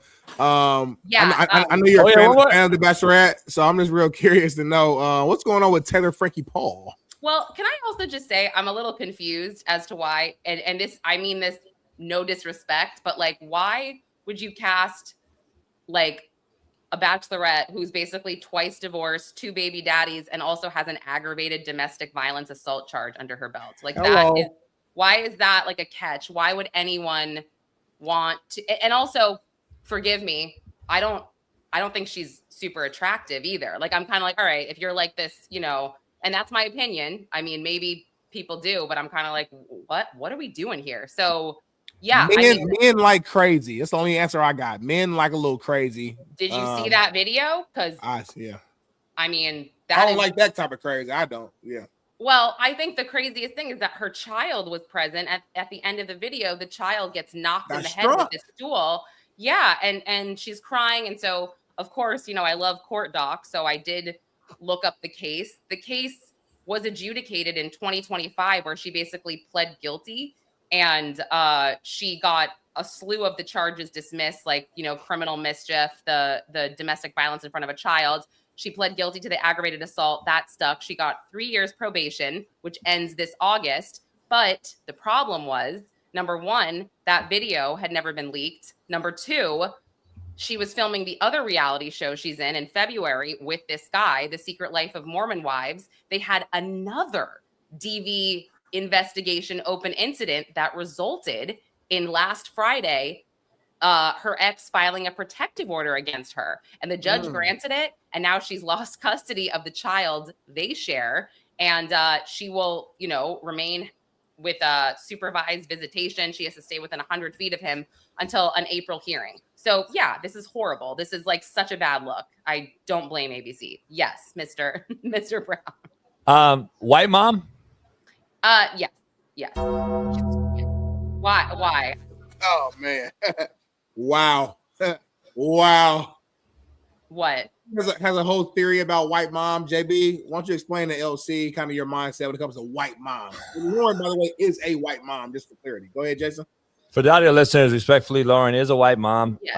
So I do love that white mom. Other than that, most white moms are absolute shitbirds. They are enablers. And they've ruined a lot of the white delegation that I'm a part of. And I can't look at certain other white delegation members the same when the white mom shits on us in the way that they do. So they've created a lot of bad things for me right now. From football, coaches, players. I don't know what I can't figure out what you're trying to say, so just directly say it. That's as far as we could go with it. Okay, maybe you're talking about your ex with like a. No. His ex is actually a black woman, cold, bad, big booty, waist stripper. So like different. Okay. I did meet her at a strip club. Unfortunately, that's why my daughter's fucked up probably. But anyway, long story short, we never dated a white woman in his life. Yeah, I never dated a lot of whites until recently, and then because my credit score was way down, and so I needed to get it up, and so I started dating white moms. You using white girls for credit score You're purposes. literally out of your mind. You're out of your mind. No, you're laughing, Lauren. No bullshit. I'm saying JB, he's out of his mind. He dated nothing but sisters and Latinas, Hispanics his whole life. I still fuck with them. You said you just started dating white women because your credit score was too low. Yeah, I did. Literally just said that. Oh, I don't recollect. Lauren, we have to save the Persian women from over there. Get them over here ASAP before we level that sand pot. That was a crazy transition you just did, by the way. We have to do that. We got to get the Persian ladies over here because I've met a few Persian ladies on the water lately, and they are pro-American, and it's ridiculous. Like they're out there with Trump. It's crazy how the Persian ladies. So I've met some crazy ones, and we need to save them and then level that box. So just throwing that out there. Anything you would like to respond on that one? Go. No, I mean, I feel like I do get a lot of that in my algorithm, like Iranians being happy about this. But again, I feel like that's my algorithm. I feel like I do know enough that I am not being served the other side, I guess, right? Because there is another side and I get that content. Because like my algorithm is nothing but food, bad bitches, sports, and like bad what? Positive stuff, huh? Yeah. Bad what? No, God bless you. I said my algorithm is food, sports, and just like positive vibes. So I don't know why, it's weird. I wish that was mine. It's not mine. you can work towards it. You got to intentionally go look for that type of stuff. The Persian girl now, I'm going to be honest, the Persian lady has taken over for the big booty Latina. Really? Like the illegal. Yeah. Like the ones ICE took back, like we brought in the Persians, and they have kind of replaced the big booty Latina because big booty Latinas need to stay here, regardless of their status. Let's say that. Well, but you didn't want them to stay. I was trying to defend the shit. No, I don't want the pedos or the drug dealers or the fentanyl people. Yeah, I'm with you. But the ladies can be we can manipulate them if they are the pushers. If they are pushing, get the real criminals out and keep the good people in. Well, you can't. You don't know that. Remember, a big booty and a smile is often in denial. My mama always said she might look clean on the outside, but she can be dirty on the inside. He's the one running for the cartel leader, dummy. My mama said put 2 rubbers on, son. I said, oh yes, ma'am. I don't wear rubbers. Rubbers take all the feeling away. You don't wear no rubbers ever? What's up? You're a single man, JB. It's all right. Lauren, you're going to catch something, Jason. Lauren, anything you're working on this week that you need the fans to know about that need to follow you today just for those particular things? I see you posting a lot of stuff and you don't ever bring it up on this show. So I'd like to see what you are talking about this week. Huh? Yeah, I feel like I do, but I also feel like oh God, you're putting those comments up. I'm getting distracted as I'm reading them. Okay. No, I do feel like a lot of what I cover, it pops up. Just it's based on the news cycle and breaking news. So you just gotta follow me to see what's going on. But like I said, this week I'll most likely be back in court for Nicolas Maduro, Harvey Weinstein. I think Harvey Weinstein. You kind of like, you don't defend him, but you kind of like this whole thing's kind of been thrown kind of out of proportion as far as what the true legalities are. Where are we at with Harvey Weinstein? Well, definitely don't defend him. But what I will say is the Manhattan DA's office is incredibly silly for trying a 3rd-degree grape case for the 3rd time. It's crazy. It's crazy. They can't work out some kind of deal, but he does not want to plead guilty. He says he didn't do it. This is the Jessica Mann 3rd-degree grape, and 3rd degree means it's not forcible. Like there's no force, there's no, and it doesn't even have to be like insertion, I guess. So so it's a crazy case. Don't say that. He just looks like he's dying. I did put up a picture from last week in court, and like it's like this whole side of his face. It looks like he had a stroke or like Bell's palsy or something. And he's like, it's just not, how's he look? Do it again real quick. He's like, oh yeah, he probably had a stroke then. Yeah. He's using the same attorneys as Diddy now. He switched attorneys. Oh, so he's got that team. And also that same team, a handful of those lawyers are representing Luigi Mangione as well. So their trial dates, both Luigi's and Weinstein's, are contingent on one another's scheduling, which is kind of interesting. So. They got too much shit going on. It sounds like if I pay this big money to get this superstar legal team, I want you to focus majority of your attention on me. You got 2 or 3 big cases going on at the same time. I don't like my odds personally. Yeah, no, it's not. Unfortunately, that's not how it works. And I would be happy. I'd be like, wow, my lawyers are so good that everybody wants them. And also, in about 2 weeks, Diddy's appellate team, they go before the appellate court, and they will argue basically that he should be released on his appeal. So that's going to be, I'm going to attend that. It'll be crazy to see Diddy for the first time since he went to prison. So I'm wondering how that will go, but you don't get a decision on the bench or anything like that. So, hey, you know, it's crazy too. Speaking of all this, like Kiki Camarena, his real name was Enrique Salazar. You know who that is? I just talked about that. No. But you know where he's from? He was from California, and then So he's like my backyard. So he was a huge role with the guy that kind of raised me. He was in DEA out of Bellflower, California, right here in our backyard, like in between me and Smitty, and got to know him. It's crazy. Long story. You knew him? You're lying. Well, I literally I didn't know him. I didn't know him. I was a young kid who I was raised by, and him were way. Oh yeah, Smitty's met him. Smitty's met a couple of times. Yeah. Wait, that's crazy because I heard like he was so talented. That's why he was able to move up so quickly. With the FBI, again, CIA, Lauren. Yeah, he was able to slip into like any accent basically and fit in anywhere. And also, they tried to charge in Los Angeles. I don't know if you remember this, but they had this Mexican physician allegedly that was part of this kidnapping, and the physician helped the cartel keep Kiki alive for 30 hours and made sure he didn't die from the torture so they could continue torturing him. So he was charged in LA, but a judge found that there wasn't sufficient evidence, so they let him go, which is you gotta read one of my mentor's books. It's called I Did Not Know I Worked for the CIA. Really? Crazy, huh? Crazy book title. Crazy book title. Crazy book title. Yeah. I'm so affected by this. I also was like, I don't like to think about this too often when I'm, looking into a story, but I'm just like, if you didn't believe in God, if you didn't have any type of faith, right, and you're being tortured and brutalized, with no end in sight, it's like, where does your brain go? Like, what happens to you if you have no faith whatsoever? You're going to die. Like, it's a crazy thought, but anyway. It is. I asked my dad that, and Smitty and I were talking about this. I asked my dad, did he see the white light? And he told me, fuck no. So what do you think about that? You know how you say you need to see the white light when you're dying and you see the light? I don't know. Yeah, no, I'm asking you, like, you see how you see the white light, and everyone says when they pass on, they kind of see a light or something. So I was asking my dad, and he said, fuck no. That was his answer. Any response to that? Because your dad had a near-death experience. I don't think I know about that. No, he died.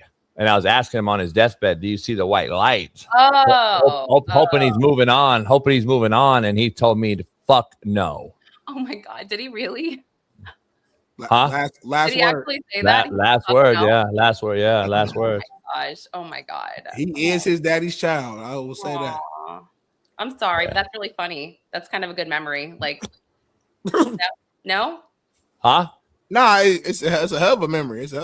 That's a great memory. I pillow the neighbor next to him for laughing at that. But all right. Yeah, no, he had a neighbor that laughed when he said that, and I pillowed him. So make sure they all saw the light together. But that was between us, Lauren. Don't worry about it. Got it. The chat is crazy. They be asking weird shit. Anyway. Sorry. I'm sorry. That's a funny ass question. You know what I don't like, Lauren? Before you get out of here? Yeah. I don't like the person that's serious about death. Because, like, my dad would whip my ass if I would have been like, why are you laughing at me? My dad would. I don't like serious people like that. We got to make light of death. I mean, timing matters, though. Like, no, I'm saying, if your pop passed away yesterday, I'm not going to be That's respect for that's because you got respect, but like I'm talking about the actual person it happened to. If that person is trying to like be an asshole towards you for clowning or laughing, to me that person is like, shut up. You fucking it is what it is. Like, what are you gonna do? Bring him back? But black people, we're a little bit more emotional when it comes to like death and losing loved ones. I've noticed. No, you're not. I've been to like white funerals and I've been to black funerals. I'm not saying we love more. I say we're more emotional about it. I didn't say that's all I'm saying. Like, you go to a black funeral, that shit is crazy emotional.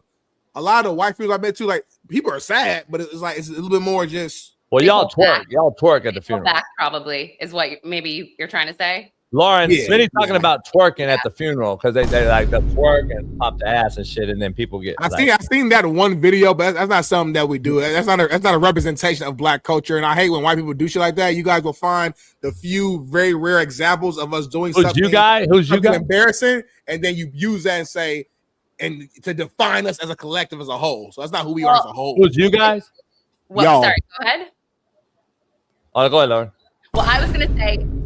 I don't know if you remember this, and this is where my brain goes, which is crazy. But Jeffrey Dahmer, when he was being sentenced and they did the victim impact statements of all the men that he killed, the most powerful victim impact statement was from a Black woman who was the sister of one of his victims. And it's a very famous clip that has gone viral so many times. Mm-hmm. It's the saddest thing I've ever seen. You guys know what I'm talking about, right? When she's like, Jeff! And she goes like she cannot even handle it. Like, can you reenact it right now, verbatim? No, just pull the clip because it's so easy to find. She's like, can you clarify this, Smitty? Can she clarify though? Is it sister or sister? You have to. That's very important. That's very important. Yeah, please go again. It's his actual sister. Like, it's his sister. Like, but is she a sister? I'm not. You guys work that out. I can't. I'm so not in on that joke with you guys. I am so not there. I'm saying it. Context matters for the clips later. We got to clip it. Like, is it a sister of a sister? No. Or is it a sister of a brother? Right. Is it a sister of a brother or is it a sister of a brother? See, you got to know the difference. There's a lot of very important. Lauren, there's a lot of nuance with the A and the R. Got you. So I don't know if you knew that. Noted for next time. Just want to make sure you knew. Those hard ERs can get serious, so you got to be careful. Yeah. Motherfucker, and then I got motherfucker. I swear that clip is so powerful. It's so insane. Like, if you pull it, I don't know. Which one? It might be depressing, but it's Which just one?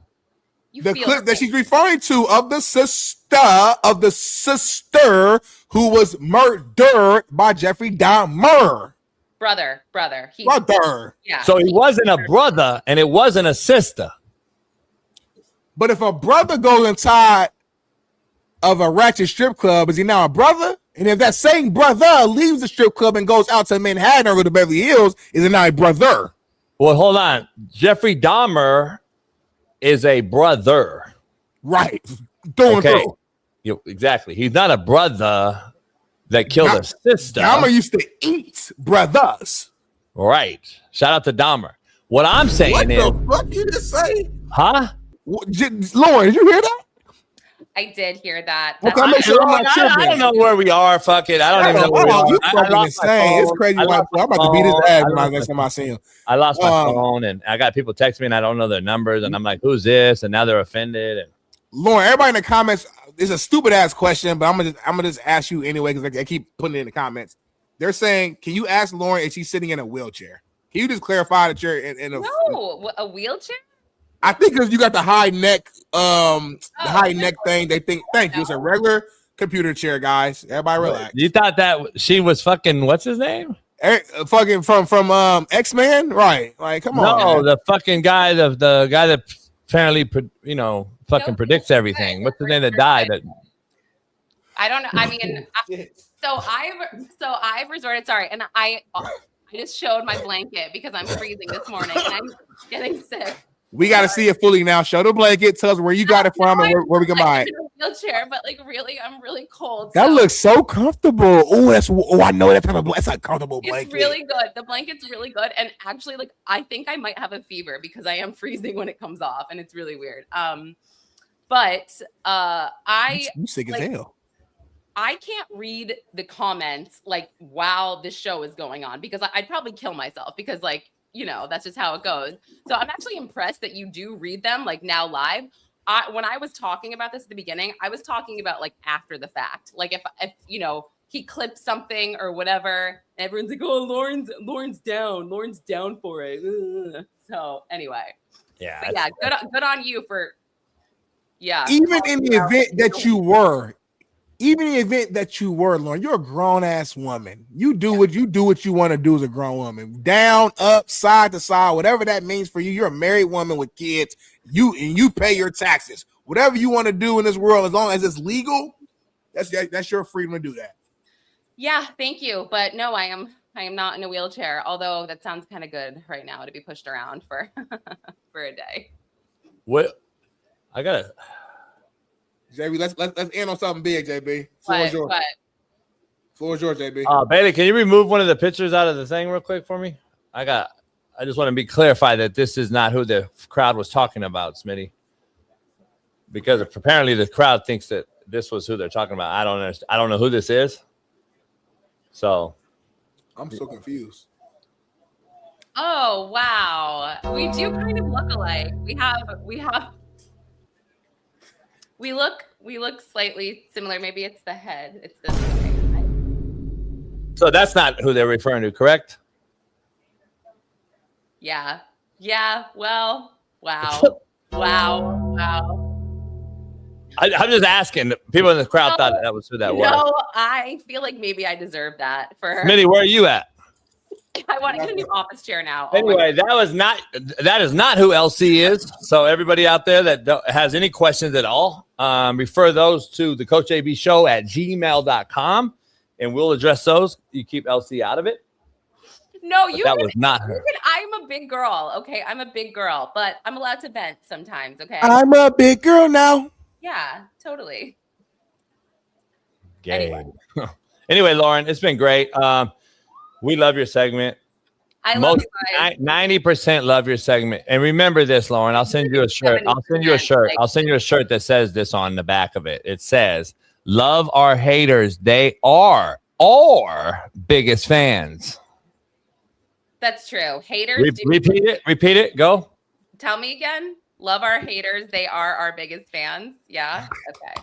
Are our biggest fans. Our biggest fans. Well, they are our biggest fans. You have to make sure you clarify, because Smitty and I had a big debate, and a lot of the fans didn't know the difference between a hole and a hole. Right. I have a hole on the boat, but it had a hole in it. Get it? What's the first hole? Hole. Well, it's hole, not hole. Oh, okay. It's a hole. We had a hole in the hole. I don't know if you know. And then one time I was on a yacht, it went a step further, Lauren. He had a hole who got her foot stuck in the hole. So that's when it got real complicated. That's awkward. That's so awkward. Yeah. And that's how, hold on. We'll have to get you out. We'll have to get you out on the boat. Do you know the difference between a chemtrail and a contrail? Because we have a weatherman that's been in the weather 30 years and he doesn't know the difference. Do you? Oh, I know the weather. He's nice. Joe. Yeah. Do you know the difference? Can you tell Joe the difference between a chemtrail and a contrail? Because Joe doesn't know that. No, huh? I cannot. I cannot tell him the difference. Do you know the difference between there and there? I do. But sorry, now I went to the chat just because we were ending. Yep. So if I could just go up a little bit. Yo, what do you need? Cody Smith, this is for you. That's for you. Let me keep going. Oh, who's that? Let me see him. Oh, I see what he said now. Where is he? Where is he, Lauren? That's so nice. What's his name, Lauren? Cody Smith, he said. Cody Smith. Tony Smith? Cody is this dude, but I don't know what he said. Well, look at his picture. 46, love you, buddy. D Jones, ooh, that's for you. Let's get double for you. Okay, get her out. What did D Jones say? Love this. That one said, man, get her out of here. So let's just give him this. Maybe you should get out of here. Maybe if you know that it's my segment, you should like. Yeah, not I like it. Instead Nobody of- really likes D Jones. Nobody really likes D Sorry, Jones. but, like, We tolerate D Jones because he's a Jacksonville fan, but we don't really fuck with D I don't Jones. really fuck with him like that. Nah. Yeah, we don't really fuck with D Jones because we've never seen him, Lauren. We've never seen him. He doesn't show his face. You show your face. D Jones don't show his face. Let Lauren cook though. Lauren is still cook. Let her cook, JB. Be quiet quick. Okay, Steeman Willie Beeman, 5 more long ass minutes. I'm so sorry. Go do something. Go to work or something. Then come back. And watch. Or Lauren, you can tell him go get some pussy. Yeah, sure. Go do that. Let's see who else. No, say it though. You gotta say it though, huh? We're good.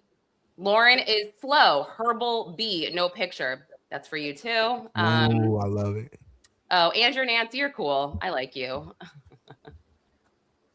Oh, Cody Smith is still talking. Can you kick him out? I don't like him. He's annoying. We have Iceberg here. Can you break her down? I'm good. Oh, Froggy Frog. You like Cody? I feel like you. She got her feet in the air, JB. Yeah, I don't. Whatever. Mike Jones, I love you. Who? Okay, so I'm good. Who? Lauren, Mike. don't get discouraged. Don't get discouraged. Lauren. No, I'm not discouraged. Yeah. You guys know, Yeah. I'm happy to come on this show because you asked me. But if Oh, you yeah. say we don't need you, I'd be like, okay, I get it. I'm fine. Yeah. And then No, we need you every. We need you more. We need you. We need you every day. I need you on the yacht. I need you on the yacht. And I need you on the yacht and all kind of shit. But Me too. I need to go. JB, name all the places that you need her. what's up? Anyway, Nothing. I'm sorry. I didn't mean to be rude to anybody, but anyway. B Case is married, but Yeah, he's married. That's weird. Anyway, no, it's fine. Like I said, I'm kidding. You all don't deserve my middle fingers. It's just. oh no, some do though. Well, it was fun. I honestly don't care. I feel bad for calling people out. I was Why kidding. do you can't see? That's what you can't do. You watered down the whole rant. You had a beautiful. You can't feel bad. You can't feel bad. That's the problem. I didn't say sorry. I just, Good. Oh, that's nice. Thank you. Thank you for protecting me.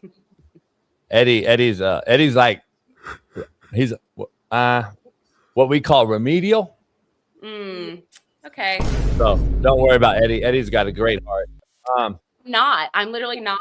Fans though, I tell you right now, you got a lot of fans and a lot of because I got a lot of DMs about you. So Well, the funny part is, like, I do the haters. You need to have haters. Obviously, that's how the world works. But I shouldn't put my fingers up at the haters. So no, you should. We're definitely clipping that. And Here's that's the gonna be problem. our thumbnail for tomorrow's main show. Okay, great. Okay. So, you gotta understand if you don't have haters, Lauren, you're not doing shit worth the shit. You ain't popping. You ain't got no haters. You ain't popping. A great poet said that. If you ain't got no haters, you ain't popping. I think you're right. Yeah. I think you're right. Well, all right. The So guy let's was on. He was on. on that note, so you guys can go back to sports, and I can. Fuck sports. Oh, we don't do sports. We're a show. We're a show. We don't have Coach JB show with Big Smitty. See that Smitty right there, that black guy? That's me. That's me back There's there. no sports mentioned on sports on there, is there?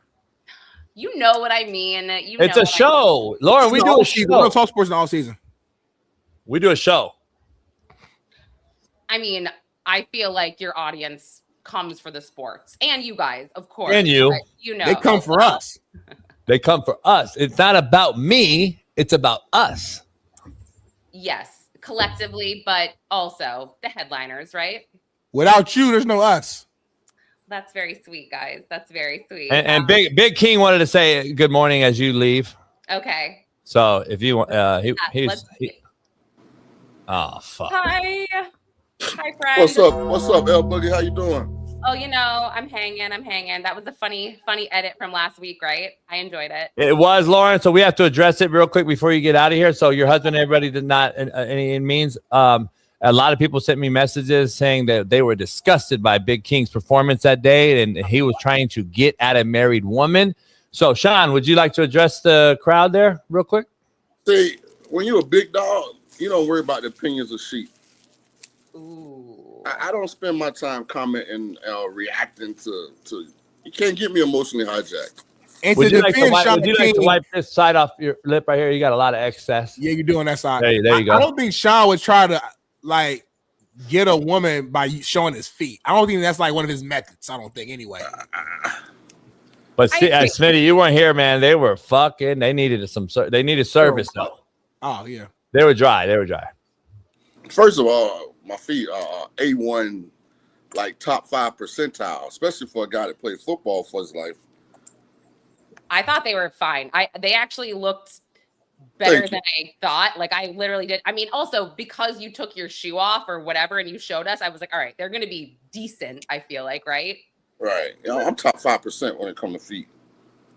I mean, JB did not like your feet though. That was funny. I got to But say, like as a man, like those are horrible. We're mostly. Well, Lauren, he put so much on his lips that he needed some on his feet because I'm just saying they were really ashy. But you can't like take and put on your mouth and then like use the same hand to put on your feet. No, I get it, but there's lotion and stuff. Smitty knows, he gets it. That y'all, they'll know. I don't know shit. I got great young feet. I got the youngest feet on here. You probably do. His feet are fucked up. Lauren, we love you, Lauren. We love you. Lauren, like, let me go. Thank you, Lauren. Lauren, do me a favor. Do me a favor. Get some rest so you're back good and you're not sick next week. Fine. I'm always fine. So get rest. Get some rest. Guys, I'll see you guys next week. Have a good to see you, Lauren. All right, then, LC. Well, bye, guys. Lauren Conlon, everybody. Pound the like. Oh man. He's still putting it on. All right, bet. What's going on, King, man? How you doing, a player? Shaun, what you smoking on? You know what? I don't have your number anymore. I lost my phone in the water, but anyway, I don't want to hear it. I don't want to hear it. I don't want to hear it. I don't want to hear it. I've been hearing it enough. I dropped it in the water, cleaning the back. We were at midnight. We were loaded. We had a great time on the boat. One of the best times ever, man. The homies chilling. And I dropped the phone out of my pocket, just fell in. And the other homie's like, homie, did you hear the music cut off? Your phone dropped in the water. I said, oh, my God. So now somebody clicked on no sharing or something. So now none of the data came over. So I have nothing on my phone. My life's upside down right now. Thanks to the tech guys that the world's become, Smitty and Bailey's generation. And so now the old heads like us are fucked. You so immature. How you just drop your phone in the water, homie? Like, you got to take protective measures ahead of time to ensure that does not happen. Get pockets or zippers on your pockets, or put your phone separately in like a fully agree. Fully agree. Fully agree with you, Smitty. No excuse about it. The problem I have is the hose got wrapped around the hose or the hose? Hose. Okay. So I was washing the salt water down after we've been on the water. Yep. The hose wrapped around my fucking prop. Yep. Yep. So I had to get on my knees on the swim deck. Pause. And I was unhooking it. Fell off. So what they gotta do with the phone, dog? Like I just said, no shoot. As your partner, like if it's one like I guess piece of advice I guess I would give you is you could use a little less time with that phone, dog. That phone, like, I had the most peace. I led the show. I told Smitty I had the most peace ever. Your life, dog. Yeah, I had the most peace I ever had in my life. 48 hours, no phone? Shit. Oh, Ruben was mad. I took his phone, but you be on that phone like non-stop, driving, shopping at the grocery store, on the yacht. I mean, it's crazy. You gotta live like Smitty understands it. That's what he does for a living. He gets COE, it. Homie, COE. Hey, to all you suckers in the chat who thought I was gonna fold, come on, man. It didn't go like you think it was gonna go, did it? Dude. Ass, Marquez, clowns. That was nervous in the first half. I'm getting blown up because my winning percentage in the tournament is somewhere around 89%. Yeah, it's crazy. I'm not gonna lie. It's impressive. Yeah. Nobody wants to mention it though. I guess Shaun. Nobody wants to talk about my predictions. I said Tennessee would belt to ass your Cinderella. And then I said they would go to the Sweet 16. Tennessee's in the Sweet 16. I did miss with Nebraska. I missed that one. Other than that, UCLA lost to UConn last night. That was my second round prediction win. That was a little biased, but it is what it is. I'll always rock with that, just like Smitty and you will. So I took that L. Other than that, though, holy shit. Did I say Texas was going to beat Gonzaga? Yep. Did I say everyone else was going to beat everyone else? Yep. Yeah, I did. I'm right there. I'm 89%. You cooking right now. I ain't going to lie to you. Cooking, homie. And I damn near predicted every damn upset. But go ahead. So congrats. Like I missed the content where you made the picks. Well, Smitty and I know that's the show. That's us right here. So I mean, we say it on the show every day. So I mean, my bracket's busted. I had Akron and Miami of Ohio winning. Hey, did I also say, Smitty, that all 4 ones will not make it? Yep. Okay. Well, Florida's out. So keep going. Yeah, you choking? Who beat Florida? Iowa? Iowa, yeah. And you know the surprising part about Iowa beating Florida is they out-rebounded them, which I never thought would happen. And now they have to play a rubber match versus Nebraska on a neutral site. They tied. I think they beat each other each this year once. So it's going to be interesting. The Sweet 16 is kind of interesting. I saw an interesting thing, though, Smitty. Some talking heads out there on the mainstream media were saying that the Cinderella or the mid-major is over. Like there's no more big upsets going to happen because basically the money just can't. It doesn't transfer over. You're not going to get the money, and you're not going to get the Cinderella anymore. As we saw, you know, the hopefuls that we had, Miami of Ohio, of course, a couple others. They just can't. Everybody's a single digit that's left, right? Like Iowa's like a 9 or something. Like they're the highest. I was the lowest, I believe. I don't know if you can pull it up. Pull the Sweet 16 up, Bailey, if you can. I think I was a 9 seed. It's gonna be interesting. They're the 9, so I think they're the lowest. Is there a 10 left? Or no, Texas 11, I believe. No, or 10? Yeah, Texas 11. They were in the play. Yeah. So they're the lowest. So how about the Big Ten? Well, the Big Ten got them to half the field. I think St. John's is who I predicted to win it all. To win the whole shit, right? Yeah. You know what's crazy? I had me and Nick Van Exel going at it. Nick retweeted my post and say someone asked me who's winning it all. I said St. John's, and then Nick Van Exel hit me with 5 laughing emojis. Yeah. And I'm like, I DM'd him. We talk a lot. I'm like, why you laughing, homie? He was like, I said, your Cincinnati Bearcats ain't in this motherfucker. St. John's. Shout out to Nick. Nick's quick, man. Nick was nice in college, boy. I remember Nick at the Cincinnati with that lefty, boy. He was nice everywhere, shit. Yeah, he was nice everywhere. Wasn't Kenyon Martin on that team with him too? Or is Kenyon younger than Nick? I think Kenyon a little younger. Nah, I think he was. I think they played together. I think they were, yeah. They had a squad. Cincinnati had a squad that year. They had a run. Yeah. But I got Zona playing St. John's in the finals, man. That's St. John's. You see who on the other side of that bracket? Who they play? Let me see. St. John's play. They playing the Blue Devils. They cooked, dog. Oh no, they're not cooked. Watch how they. Big Boozer got he finally got going that second half too. I ain't gonna lie to you. I already predicted him, Smitty. I can't renege now and go Duke. Hey, how you like your Johnny? Rare, medium, or well done? We were prepared just like you wanted. Hey, I'm going Rick Pitino all day, and then I'm glad Michigan State's in there against UConn. 2 old school heads. Listen, man, UCLA I thought played well last night until the second half. They came out running. They scored 9 out of the first 11, and then they just dried out for fucking 7 minutes, and it was over. Homie, they couldn't score a fucking basket after UCLA got it within 1, and I was like, man. But Michigan State, UConn, to me, is the most intriguing Sweet 16 matchup right here. I do like the Arizona-Arkansas matchup as well. I think Arkansas is going to come to play. That's going to be a battle right there. And I don't think, if you really think, you think Duke's going to just smoke St. John. Well, I already picked St. John, so I obviously think it's a close game. Texas-Houston, not Texas, Illinois-Houston. You said it, Shaun. Illinois, guard play. They can win it all. They got a team that can actually win it all. I thought Houston was going to play Florida in that particular bracket. But I knew a 1 seed would get knocked out. Florida happened to be it. And Iowa State, I also said on this show, is a team that can win it all.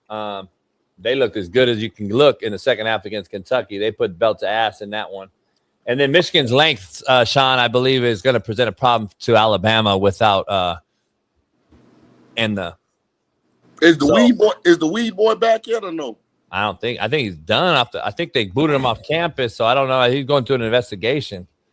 I feel like Michigan has gotten like every advantageous bounce of the ball. Like, look at their side of the bracket. Like, they got a depleted Alabama team. Then, I mean, do we really think that Tennessee or Iowa State can beat Michigan? Hey, I told everybody I had Tennessee in the Sweet 16. I know Bailey was like, they're not the same Tennessee. I agree, but I knew they were gonna. they're actually they might be playing as well as anyone left in the tournament though. If you watch them play though, them motherfuckers is playing ball right now, and they're athletic. They're athletic on the wing. I think Tennessee's going to present some problems. Iowa State, I think, is just too long. We'll see. Texas though, Shaun, is the team that stands out to me as the team that if you're talking Cinderella, I got 2 tickets left. They could beat Texas. I can see Texas. I'm predicting Texas to beat Purdue, but go ahead. Arkansas and Purdue. So Arkansas and Purdue are the 2 tickets I got left, and I don't need Thursday, Friday to go in that direction. I need Arky Purdue to play in the next round. Purdue gonna win for sure. I don't like Arkansas against Arizona. Stop saying for sure. Stop saying for so far. You've said every team that Texas played was going to win for sure, and every team has lost to Texas. Well, I told you Purdue. I told you that was the one that I was right on. Sure. Purdue win that game for certain. Stop saying for sure, homie, because Texas playing as well as anyone as well. And so Shaun King's point, Illinois is balling. No, how was everybody playing as well as everybody? Somebody can't be playing as well as everybody. Well, not everybody. If UCLA showed, if you stop the big man early in the half and get him in foul trouble, that's when UCLA was kind of up and dominating, and nobody made a shot for UConn except for the one dude that's been in college basketball for 27 years or whatever. He's the only guy that was making shots. I think he had 11 of the first 15 for UConn last night, and then the second half he scored another 11 of their first 15. So the dude right there beat UCLA single-handedly, and no one else really hit a shot. If you get the big man in trouble at UConn, though, I think Michigan State's going to present a big problem to UConn. Hey, shout out to all the old school legends getting it done. I mean, you got Patino, you got Cal, you got Izzo, Hurley, I mean, Sampson. I mean, when you look on the sidelines, like all these guys like been in the game. Yeah. Love to hear it, man. Love to hear it, man. Well, let's dive into this rundown, man. Bill Self was asked kind of like what's next for his career, and this is what he had to say. Check it out. You've gone through on and off the court. How much time will you take to reflect upon what is next on this stage of your career? Well, I haven't really gone through much on the court. You know, I've gone through some stuff off the court, so I'll get back and get with family and visit and see what's going on. I love what I do. You know, I need to be able to do it where I'm feeling good and healthy to do it, fairly well. So I'll get back home and it'll all be discussed. Michael Swain. Yeah, man. It sounds like he got some bigger battles he's dealing with, man, health-wise. So definitely, prayers up for him. But tough loss, man. I know at the end of that game, they had like 3 or 4 fouls to give, and he was trying to like really manipulate the clock at the end to try to win the game. And the one guy you probably didn't expect to make the game winner, I think it was what's his name, Dylan Darling, for his only bucket of the whole game was the game winner. Tough way to go out. But Shaun, when you hear these comments, man, what are your thoughts here with Bill Self? You think he's done coaching? I don't think they're health related. I mean, if you look at what happened, Coach Krzyzewski walked away. Who was the guy at Villanova with the nice suits? Was it Jay Wright? Is that his name? Jay Wright. Yep. Jay Wright. Like when you look at those kind of that era of coaches, Roy Williams and all those guys, like they ain't built for this NIL transfer portal. Like it goes against everything that they believe in, dog. I'm glad you went there. I'm calling Cap too. I think it's exactly what you said. I think he's like, why would I have to deal with this prima donna that I had to come up with money for to get the kid out of going to other places, then only for him to deal with this, whatever you want to call it, but it was a bad optic on a guy like myself, if I'm Bill Self speaking, a Hall of Fame guy who has done what he's done and replaced the guys that he's had to replace at that university, just like UCLA and the coaches that replaced John Wooden. There's a big, tall task there in Fog Allen. And I don't know if he wants to deal with this shit no more. I think that leads to bad health.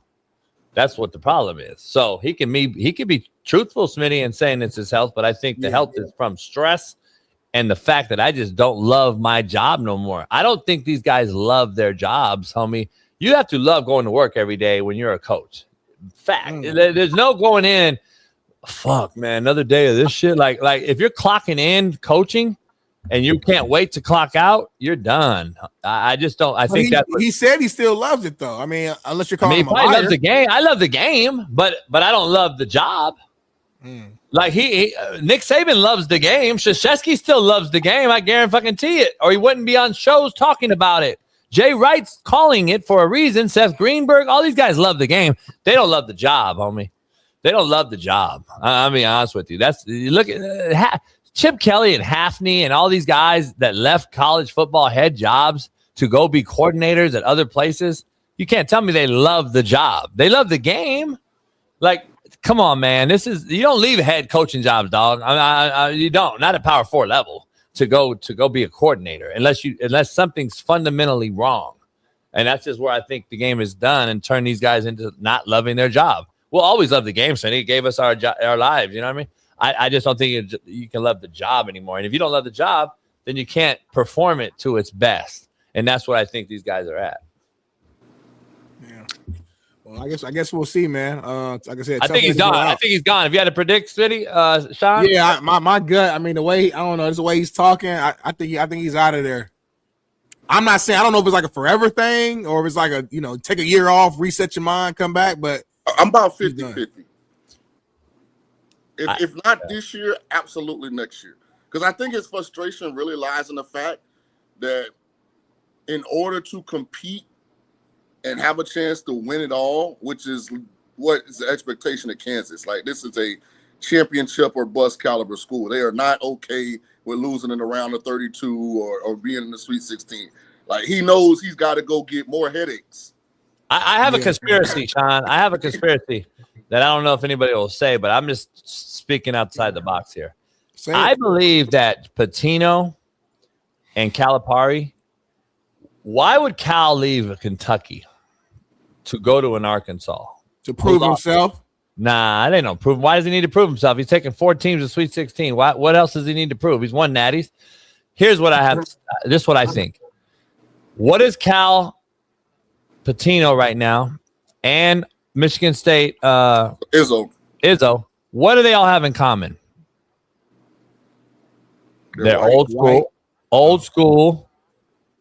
Cuss them out, get after their ass. It's all we've seen clips of this year is those three getting after their players. What do you have to be able to do that? Total autonomy. Bingo says his name-o. Rick Pitino don't go to St. John's of all places, homie, if he doesn't have full autonomy. Cal doesn't leave a Kentucky unless there's some higher-ups who's giving him some flack for the way he is. So he said, fuck it, I'll go to Arkansas, a place that has no basketball. And, since Nolan was there and Corliss Williamson and all them when they lost to my UCLA Bruin team with my boys at Alabama. So why not go there where I can be me again? So these guys are going to smaller places where they can be themselves. That's just a fact, homie. I don't believe they're going to go to a big school now because there's too many commercialized people involved, and they're like, well, fuck you. I'm not dealing with that shit at all. That's a hell of a point. That's a hell of a point. And look at the results. Yep. They all still playing. Yep. That's the crazy part. And that's what these presidents who have these doctorate degrees can't grasp the concept. Why are they winning? Because you let them coach. Yep. You let them be them, homie. Like, that's all I'm saying. Wherever they go, they're going to recruit their ass off. So they're going to get the players regardless. You know what I'm saying? Obviously, you got to give them enough money to play with. But, and what's crazy is that the micros in the chat, the fucking nobody. Well, St. John's not a small school. They're a small school on the scale of things right now. When's the last time St. John's won? When's the last time Arkansas won, you fucking idiot? That's what the conversation is. They're schools that need the coach. The coach doesn't need them. So it's a full-on family gathering at the center court. They said, all right, this is a perfect match. Let's do it. And they're all winning, by the way, contrary to belief. All the old schools. They're going to give them everything they want. And they're going to be extremely appreciative. Even if Arkansas was to lose this next game, it ain't no bad beat. That they're happy right now that they even made it this far. Where you're not getting that same feel if you're at a Kentucky or a Duke or a. And Shaun, think about it. Break it down, Smitty. Just tell me the cities. If you don't think the cities matter, so Westwood obviously is in LA, so everyone's going to know Westwood's a big thing. But Arkansas, St. John's, Houston. Houston's a huge city, but just think Houston's not a conglomerate when you think basketball, right? You think Houston's more of the city. You don't really think college sports. You think football, NFL, you think Rockets, you think Astros. You don't think Houston Cougar college. It's a pro city. It's a pro city, and that has something to do with it, homie. Like they're under the radar when it comes to being that coach still and having full autonomy, where it's not in the limelight like a USC, UCLA, Ohio State and Columbus, who's always going to be on their college town, no pro team. You got to go to Cleveland or fucking Cincy. So like it shit matters to me. Another way to put it, JB, I think to make it even clearer, there's only one chief. Like when it comes to basketball at St. John's, you don't even know who the AD is. When it comes to basketball at Arkansas, you don't know who the big booster. You go to Cal.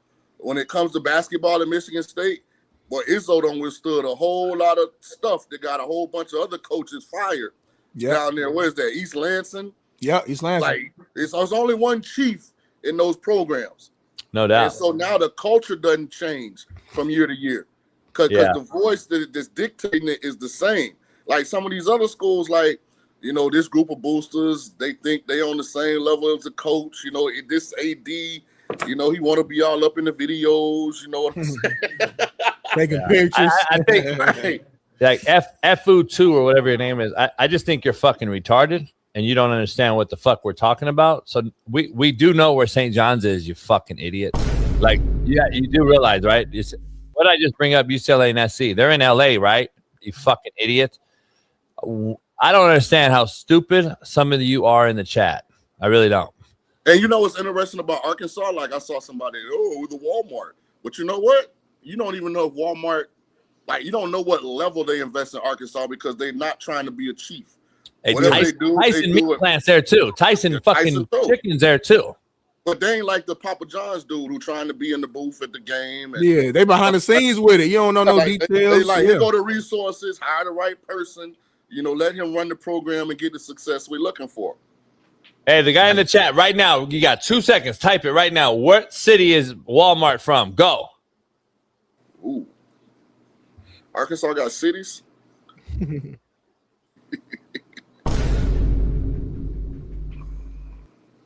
I just thought they had a bunch of towns.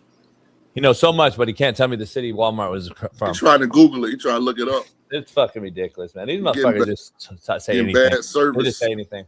Getting bad service. Let's move on into the next time, man. Villanova head coach Kevin Willard at halftime of their loss versus Utah State, man, has some, controversial comments that he made across the internet. Check this out. 16 pain points for Utah State. How do you keep them out? I'm going to fire my staff because we've... Not now. Yeah, I am, because we've given up 8 points on underneath out of bounds defense. So the only thing I'm going to do is fire them and get a new staff. All right, go do that now. Bye. JB, like it or love it? Absolutely fucking love it. I got a hard on right now. Hope not. That shit's fucking unbelievable. Love it. I used to say that shit all the time. I fire guys on the bus on the way home after games, so I'm the asshole. Go ahead and call it what you want, but I don't remember the special team coordinator that I fired on the bus on the way home that lost us the game. His name went in the paper the next day. See, that's the problem. These people don't understand. They don't understand. Shaun understands it, and you can call us an asshole all you want, but at the end of the day, the results are on my seat, and whether we win or lose, and that's just is what it is.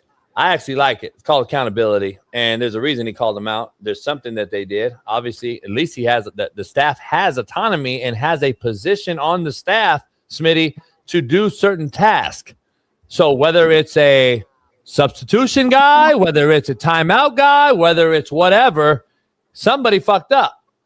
So it is what it is. You got to be held accountable. So I think he was being a little facetious. I think he was just talking shit to get some guys under the skin, and that's fine too.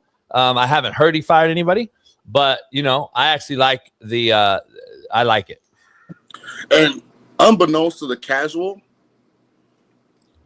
there's a lot of pressure at them Big East schools. Shit. Because they don't have football to fall back on. Like, so when you in Villanova, Providence, Marquette, you know, and you see St. John's and UConn and some of these schools being successful, like they own your ass.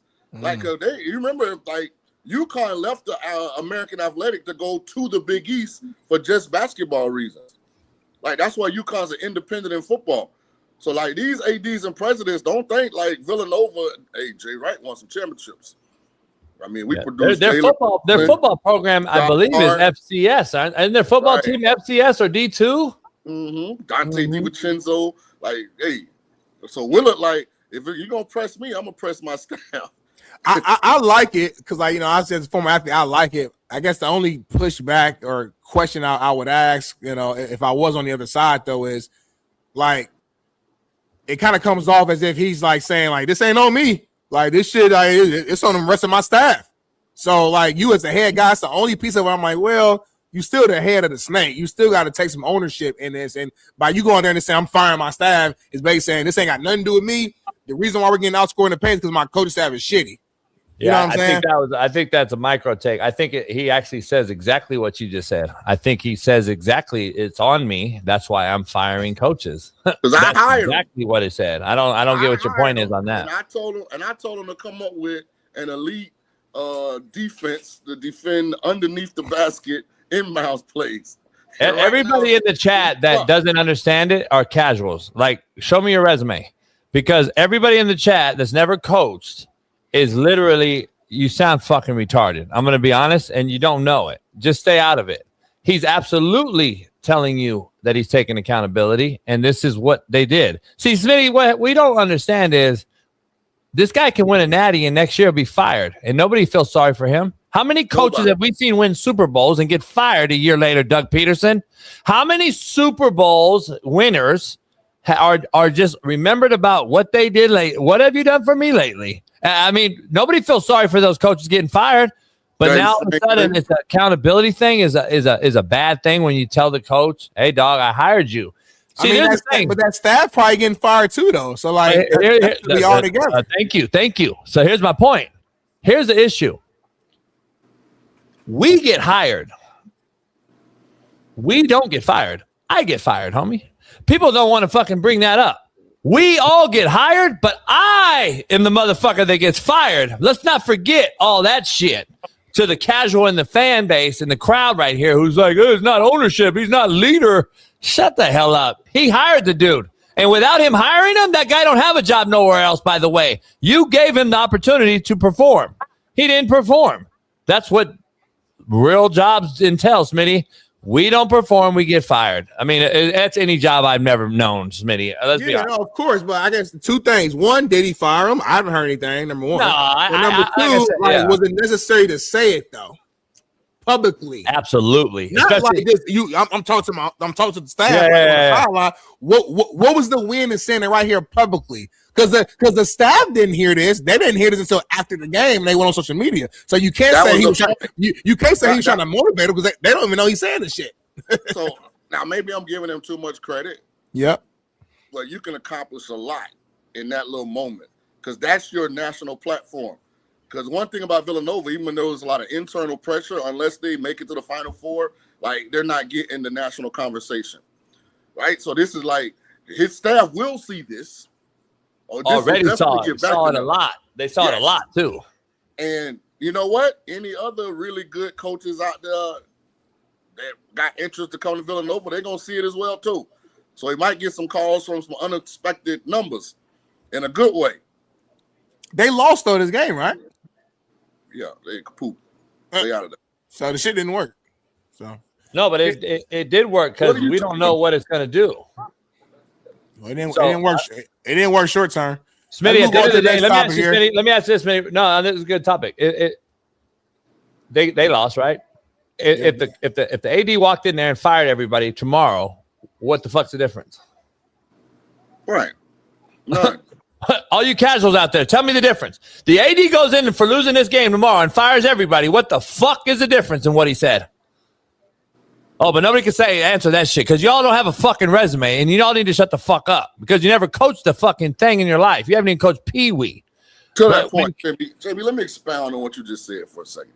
Because common sense ain't common. It ain't. Right? Like me and JB been coaching a long time. Like JB longer than me, but we've been in this game since from the rooter to the tutor. But if me and JB are sitting in a room with Nick Saban, Tony Dungy, and Mike Tomlin, guess what we gonna do?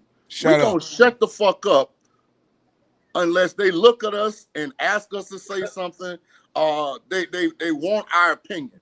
So it's a lot of you browbeaten, grass-eating tofu instead of meat replacement ass mofos that coach Little League, or you took your son out to a 7-on-7 practice and listened, and you over your word count. Like sometimes when you're around people that are more experienced, have more nuance, have more context to what is being talked about, just shut the fuck up and listen. So I agree with that overall. My only pushback for the fans, because I got to defend the fans because they don't have a voice on here other than their comments, is that... I'm not talking about the chat. I'm talking about life in general. Okay, never mind then. I'm talking life in general. Keep it to myself then. Everybody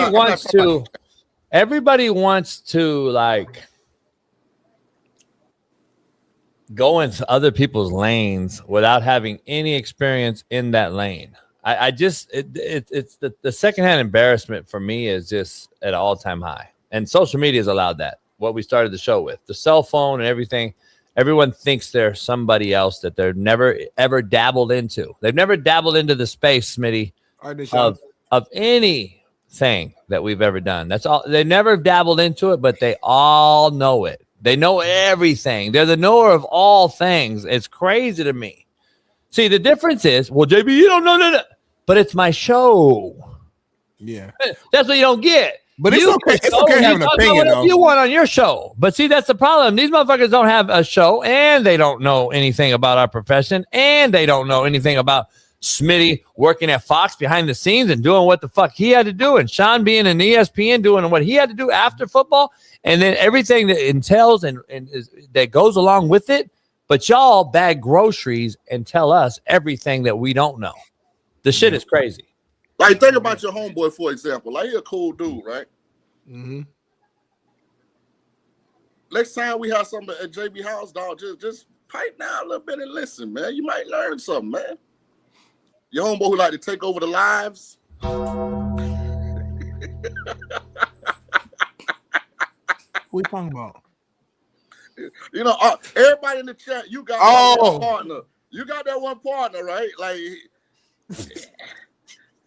nobody can get a sentence in. He cutting them off. He asks a question. He I just want to know. I'm curious that everyone's trying to say they know. Hey, Smitty, they're trying to say that like you're wrong. He didn't leave Lexington for Arkansas. How good was Arkansas before he got here? Before Cal took over at Arkansas 2 years ago, hasn't he already been in the Sweet 16 now for the second time, Shaun? Yeah. At Arkansas? And they had a good coach because I think didn't they get Musselman after he made that run at Nevada? Yeah. And he couldn't get him over the hump, and then Cal Yeah. That's what I'm saying. I don't understand. So how is it not fucking how is my point not relative? Everybody's saying that they were actually good as fuck is what they're saying before. No, they weren't good as fuck. No, they were not. I'm saying that's what the chat is saying. I'm just saying what they're saying. Yeah, they had like 1 year, I think, where they were good. Musselman a good coach too, but hey, Musselman's real good. I think he took him to the Elite Eight once. Mm-hmm. But other than that, how good was Arkansas? He had those Nevada teams. Remember when Nevada? Yeah. How relative has Arkansas been? Seriously, on the global scale of things, in the last fucking 20 years since fucking Nolan Richardson left, how good has Arkansas been? Shut the fuck up! You motherfuckers kill me.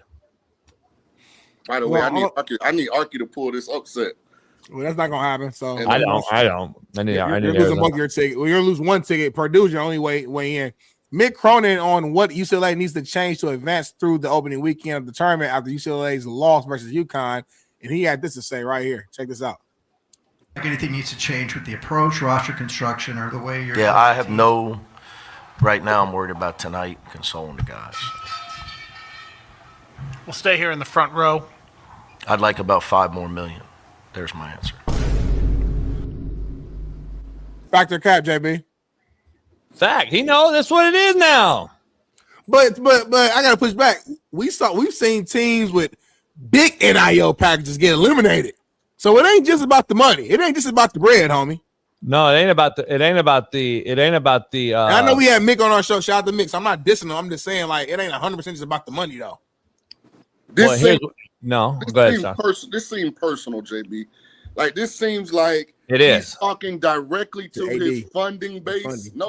He's talking to the NIL collective, like the financial structure at UCLA for men's basketball. Like, this seems like he missed out on Peterson from Kansas or DeBonsley from BYU or one of those guys because he didn't have the bag. Like, this seems like he's talking to a particular incident. Because the one thing I'll say about UCLA, when's the last time they had like a lottery pick type of talent? Let me ask you something. See, so UCLA has a player that's really good, Bilodeau or something like that. He didn't play. I think he missed the last 4 games or whatever. I think Cronin, as a coach, I'm just speaking of a coach. I think Cronin feels, okay, he plays last night. They have a much better shot. They could have won the game. Who knows? And if you give me $5 million, Lonzo Ball, I know what my coaching is. Hard nose. I mean, he's had some good runs at UCLA already. He's been good everywhere he's been. But if you give me Bilodeau healthy, which we can't control, but you give me $5 million though on top of Bilodeau playing last night, UCLA still going is what he's, in my opinion. If I'm a coach, I'm just saying that's why he threw that $5 million out there, and he's throwing that. To your point, I agree. I agree fully. He's throwing a shot out at his admin, and UCLA doesn't want to pay. They're tight as 5 virgins in a Volkswagen. They do not want to pay anyone. And somebody in the chat brought up a good point, Jay, but they said it was Lonzo Ball. So think about if you're when Lonzo Ball came into the NBA, he's been in the NBA at least, 7 years? Mm-hmm. Okay, think about all the elite basketball programs in America and how many lottery-type talents have they had since Lonzo Ball? And UCLA hadn't had none. Like, it's only one A.J. DeBonsley and Peterson a year, right? It ain't like it's 10 of those guys. Yeah. Like, it's some good players coming in, but he's saying for us to get back to where y'all want us to be, like, I got to have a bigger bag. Well, if you look at the 16 teams left, though, you're dominated by Big Ten's SEC, right? I mean, let's be honest. You got St. John's thrown in there. Obviously, Big 12's got a couple. Big 12's got a couple. But those are normally, if you look at these teams right here, let's just talk overall athletics. Illinois, still a big program athletically. Nebraska still sells out every fucking home game. Texas and Iowa State. Iowa State's on the come up as far as football, and then basketball has been good this year, but I wouldn't consider them a school, but I do know they have resources. Michigan is as resourceful as anyone along with Texas in America. Arizona's been Arizona in basketball since fucking Lute Olson, and UConn in basketball is fucking both men and women's are known historically to have the greatest teams of all time. So these are resourceful programs right here. Like, there's not really too many. In Alabama, it speaks for itself. I don't got to say shit. Houston is one of those teams that you're like under the radar type of team. That's a pro town team, a college team in a pro town. So I don't know. Other than St. John's and Houston in this thing right here, what other school in this thing isn't full of resources? Like, who's not funding these programs? Michigan State, we already know, fucking huge. I mean, there's not a lot of teams. And then if you're just talking St. John's and UConn basketball-wise, fully funded. Like, that's what their school is about, basketball. So, like, I don't understand. I love to know, like, the numbers, though. Like, to know, like, how much the UCLA get, for their team this year. Well, we know football, they're way down. So we already know they're way down in football. But I want to know basketball. I'm curious to know, like, how comparable they are to these teams. Like, are they average? Are they really low end? Because it's something, like, again, you might not have the number one NIL package, but that's where great coaching and stuff has to come into play at some point. Like, you know what I'm saying? I get it. It has to be a balance. You can't have too low of a package to where you can't compete, but at the same time, you don't need the top 5 package either. I think what Mick was asking, though, is when I recruit my butt off with a kid, and it comes down at the end of the day to just strictly money, and he's an elite player, guys, I got to be able to go to you guys and say, I know we offered him $750,000, but they're willing to give him $1.2 million. We got to be able to go to $1.3 million to get it. Like, I think that's what he's saying.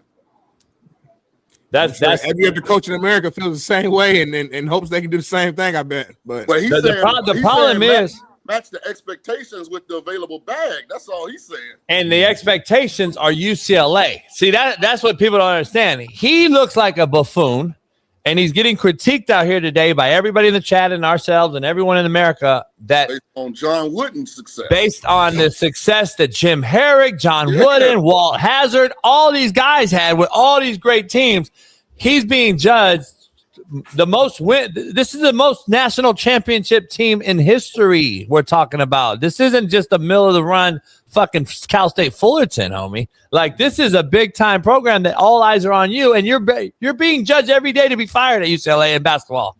So it's just like USC football, isn't it? It's the same shit. So like I think he has a gripe for that we have to you have to look at it that way too and say, well, I mean, Arizona is favorites to maybe win this thing right now, and they're in that, they were in the Pac-12 with them forever, or Pac-10 or whatever you want to call it. They were battling it out every single year. They still are now, but I'm just saying they were battling it out on the West Coast forever as the reign supreme out here. And you can't compete with Arizona and Tucson at UCLA and Westwood. That's, I think, his point. And man, maybe we got to be realistic. Maybe like UCLA basketball ain't like they're not a blue blood anymore. I think we're so hung up on the history. It's kind of like the Dallas Cowboys. Dallas Cowboys won 3 Super Bowls in the 90s, and now we're just stuck on that. But these are the same Dallas Cowboys. The fuck UCLA, they ain't won a natty since what? The 90s, I think, 95. But we can't say that. We can't say that years ago. Yeah, but they have been to about 3 Final Fours in the 2000s. So here's what we can. And they've been in finals. They lost. You tell me it's about wins or lose. No, I get it. No, I get it. But let's be honest. 49ers. We talk about this with the 49ers and we talk about this with who? No. What I'm saying is, you just brought it up. You're saying that these teams, we're talking about the UCLA in this regard, but you're saying, how about Texas in football? Yeah, you're right. Absolutely. How about Michigan before they just finally won it? Well, they won, so now that's shut up now. But yeah, here's the thing, though. Are you still a blue blood? The blue bloods have totally changed across the landscape with the NIL and the portal. Yeah. Florida State, what happened to them? What happened to all these teams? We can bring up all these blue bloods that we used to call blue bloods. Yeah. Are they still blue bloods? Hell no. UCLA ain't in basketball. I ain't gonna lie to you. But I don't believe any of them are, unless you start like, when are you gonna win? When does a blue blood go away?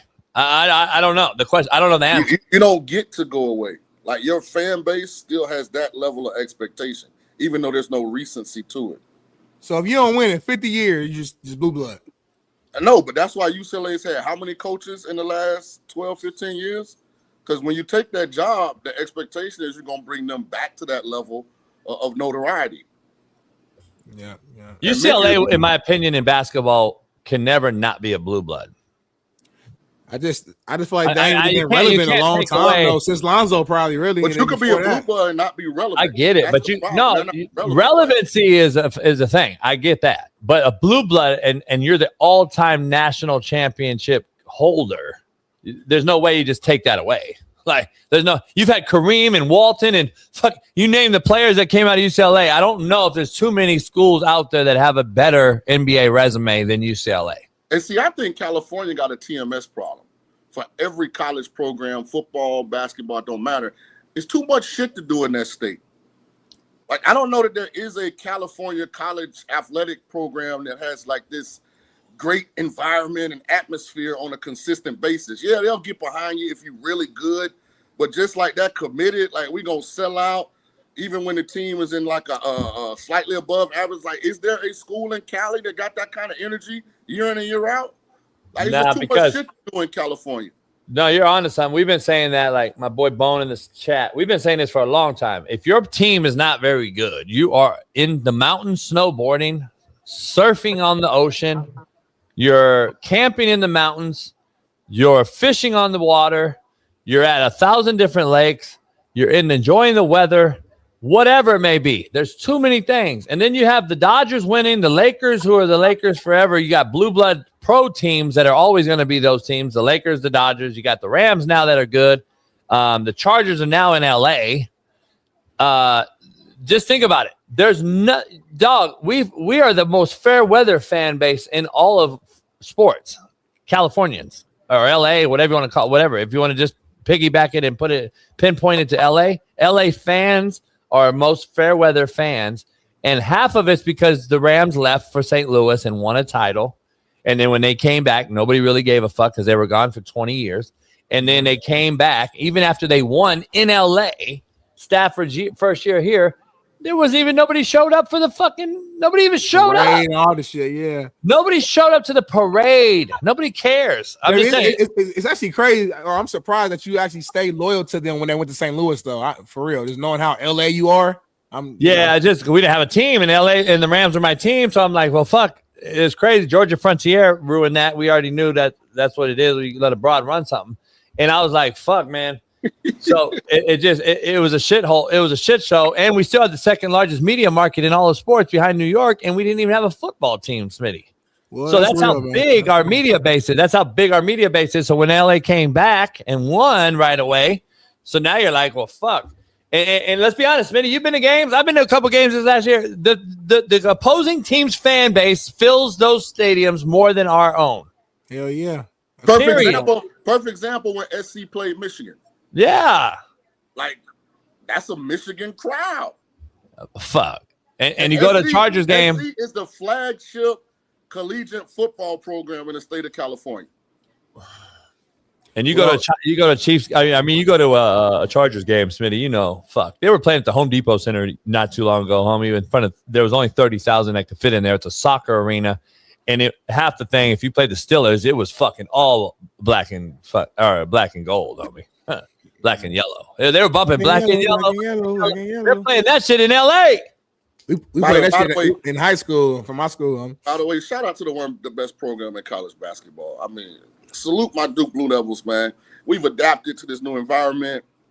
Tradition is crazy. It looked scary in the first half, though. They almost had. I was like, oh shit! I'm about to text you. I picked TCU upset. I'm about to text you. Now what's a gift can also be a curse, right? So you got to think this team should have Jared McCain, Cooper Flagg, Con Knuckle, like the big African black dude. Like, well, this should be our team. Jared McCain. Yeah, he should be a junior right now at Duke. Remember, he left after his freshman year too. He might have a full Nelson line there, but keep going. But my point being, this is the downside of having a team full of freshmen every year. It's their first time in the NCAA tournament. But it's like that. Like, I mean, Kentucky was the same way for years. You know what I'm saying? It's like that at a lot of schools. I feel you, though. I feel you. You just don't know how those 18-year-olds going to act. Yeah. It's a foreign gym. They're playing in big stadiums now, not the little college arenas. The basket look different. Like, it just – and then we got two of our starters down, you know, for that. I mean, so we got Nganga back, which helped a lot. But yeah, we trying to figure out how to navigate it. I wish they would go to goddamn, you had to be out of high school 3 years like football. And we would have at least 4 more championships. Oh, for sure. I give you that. But let's move on. I'm going to get a couple more topics in before we end the show here. New York Giants running back Cam Scotterbo says CTE is fake and calls it an excuse. He got a video right here, man, talking about it. Let's listen to it and give our takes. Go ahead, Bailey. Play okay. Run through them. I get to play. Yeah, exactly. You think CTE is a real thing? No. It's an excuse. I think asthma is an excuse too. Yeah. Is that a hot take? No, that's a good take. That's valid. Yes, asthma's fake. Is there anything worse than when you're in 4th grade and someone's huffing and puffing? You're just soft. Yeah, just literally be better. Breathe the air.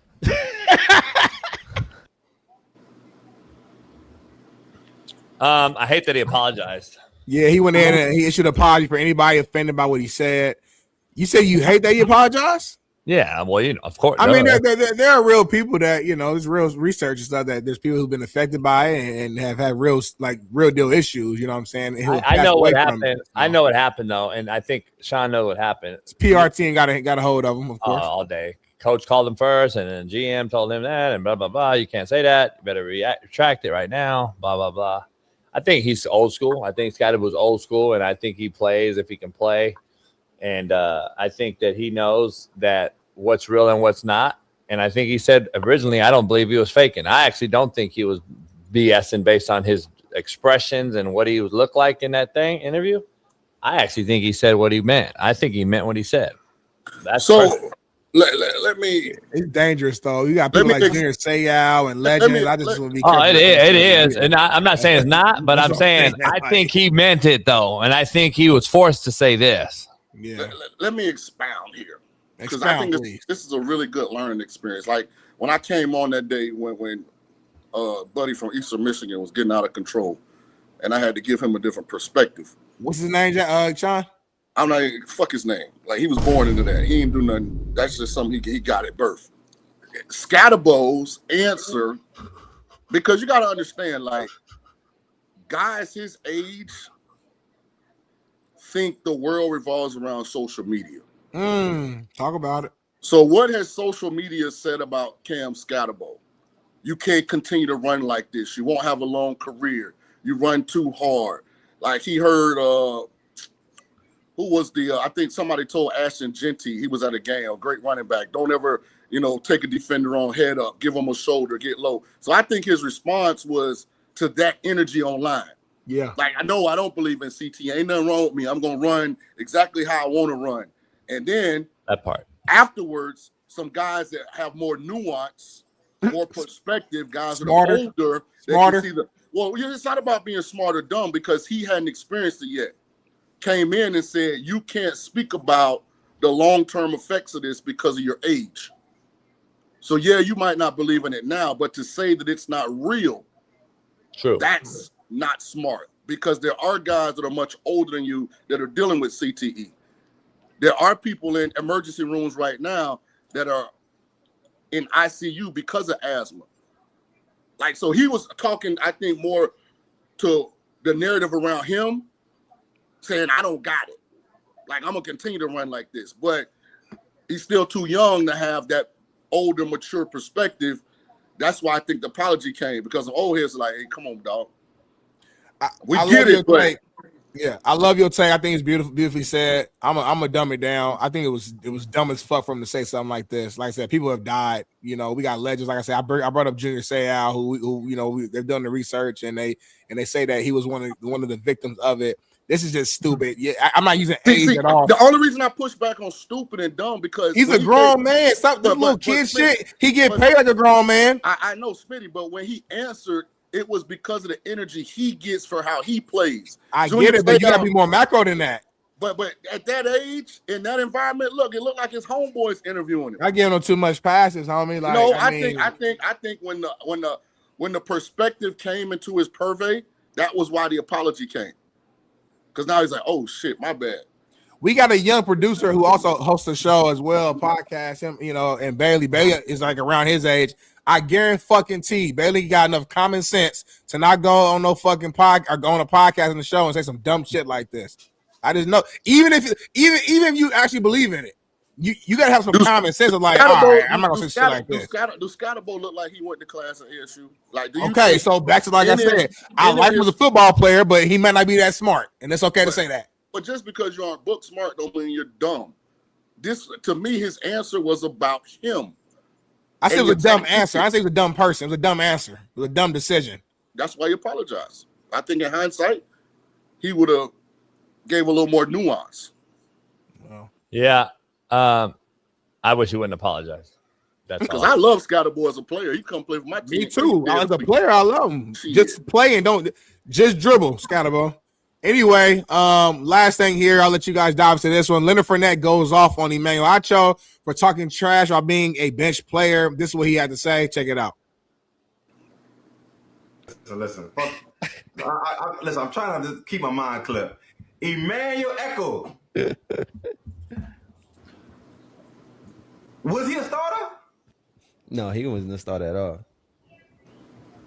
Oh, he was a bench player.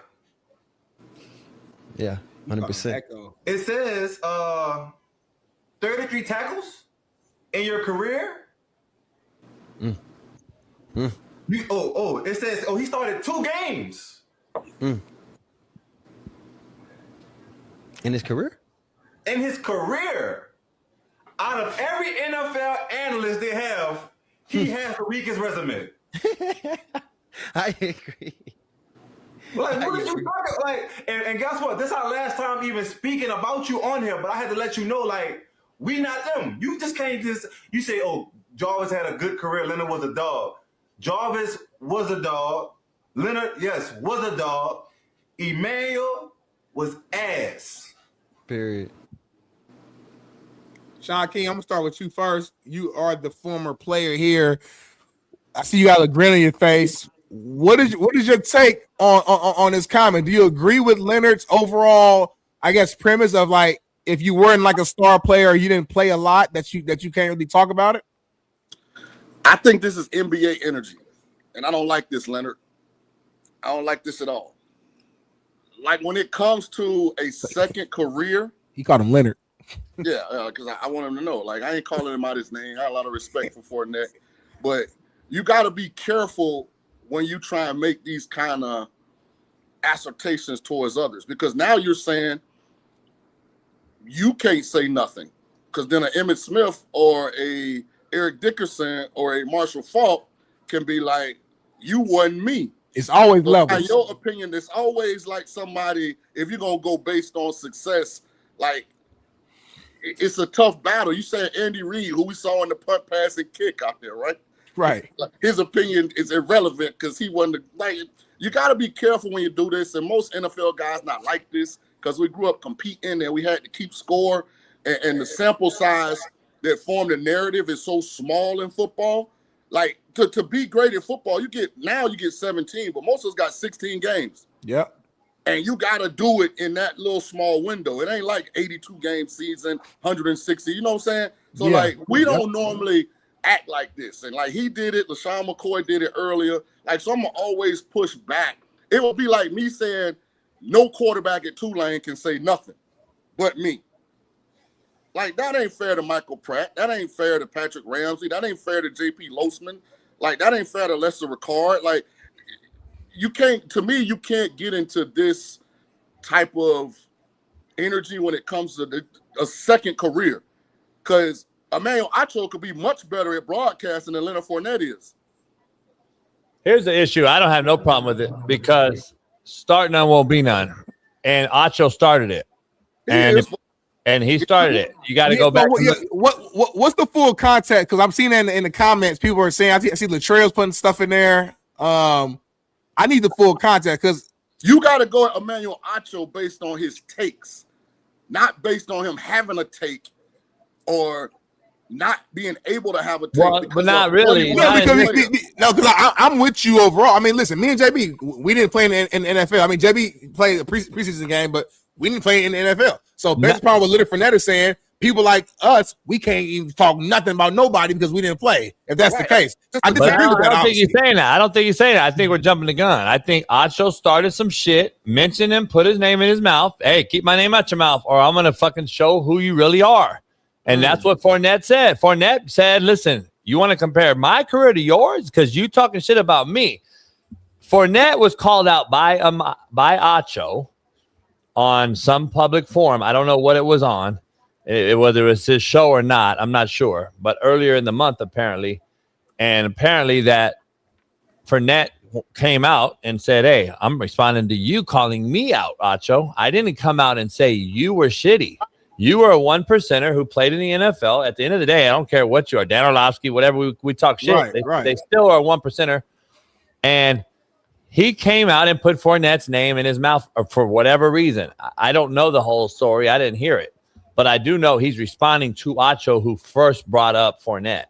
So that's what I do know for a fact. No cap. Well, I do know. If that's the case, though, Smitty, fuck that.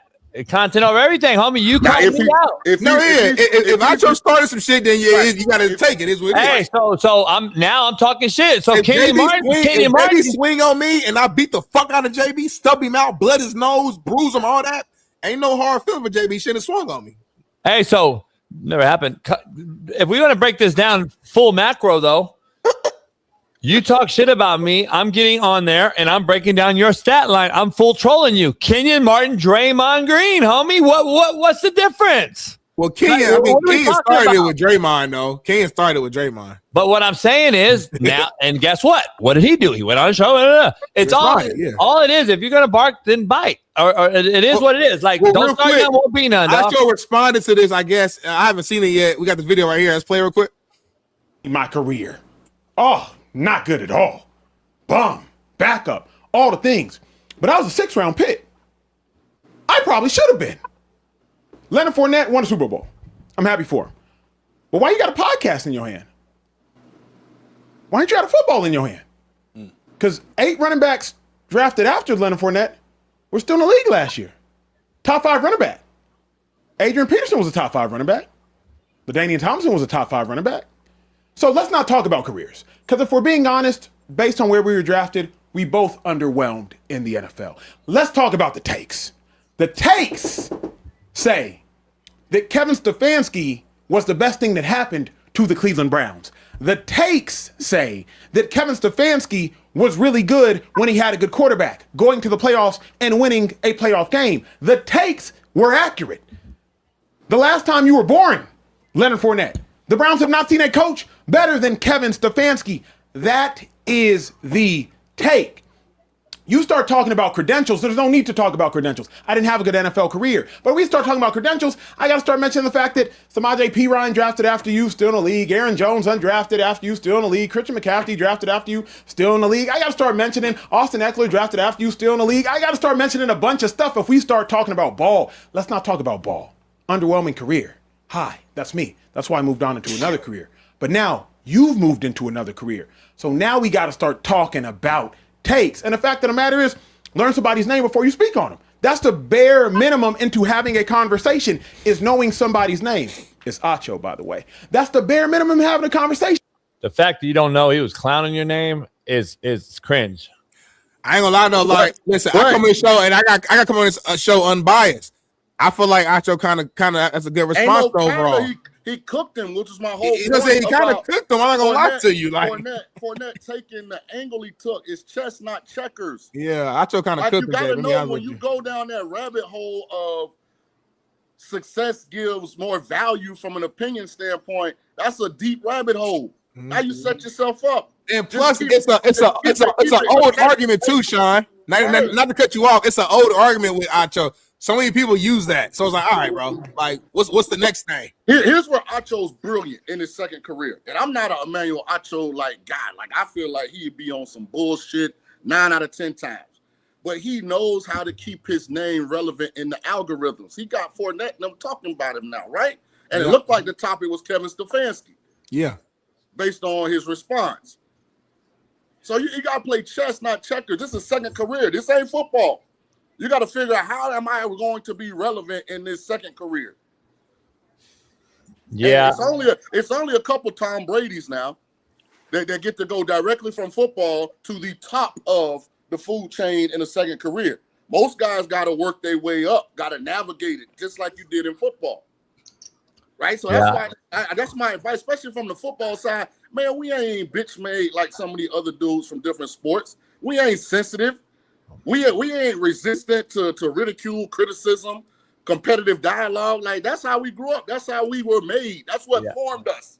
Only reason I don't agree. I don't think he cooked at all. I don't think he cooked. Oh, he cooked him. He cooked him right Only there. reason I don't think he cooked is because he forced him to respond. What did he play? Linebacker, Smitty? Yes, sir. 6th round pick too. Not a prominent college player. Like, he overachieved. Well, here's the thing. He underachieved in college though, and he underachieved in the NFL. Leonard Fournette was a ball dominant player. Watcher was an All-American in Texas, if I'm not mistaken. I don't know. At Texas, right? Or am I tripping? I thought his brother was. So I could be wrong. Let me ask you this: Fournette, it was a much better college player. I don't think there's any. Oh, he was a beast at LSU. Okay, so unbelievable college player. And if I maybe correct me if I'm wrong, but linebackers have a much longer shelf life than running backs in the NFL. So if I'm a running back in the NFL, Smitty, I'm gonna be honest. Think you could? He pointed to his draft, JB. I know, and he pointed out the players that are still playing as of last year. Right. There's a handful of them, and a lot of them aren't relevant, homie. Let's keep it real. He's a running back who was more of an inside guy who pounded it. He wasn't a slash back like CMC, who's still playing, by the way, who catches more balls than he carries.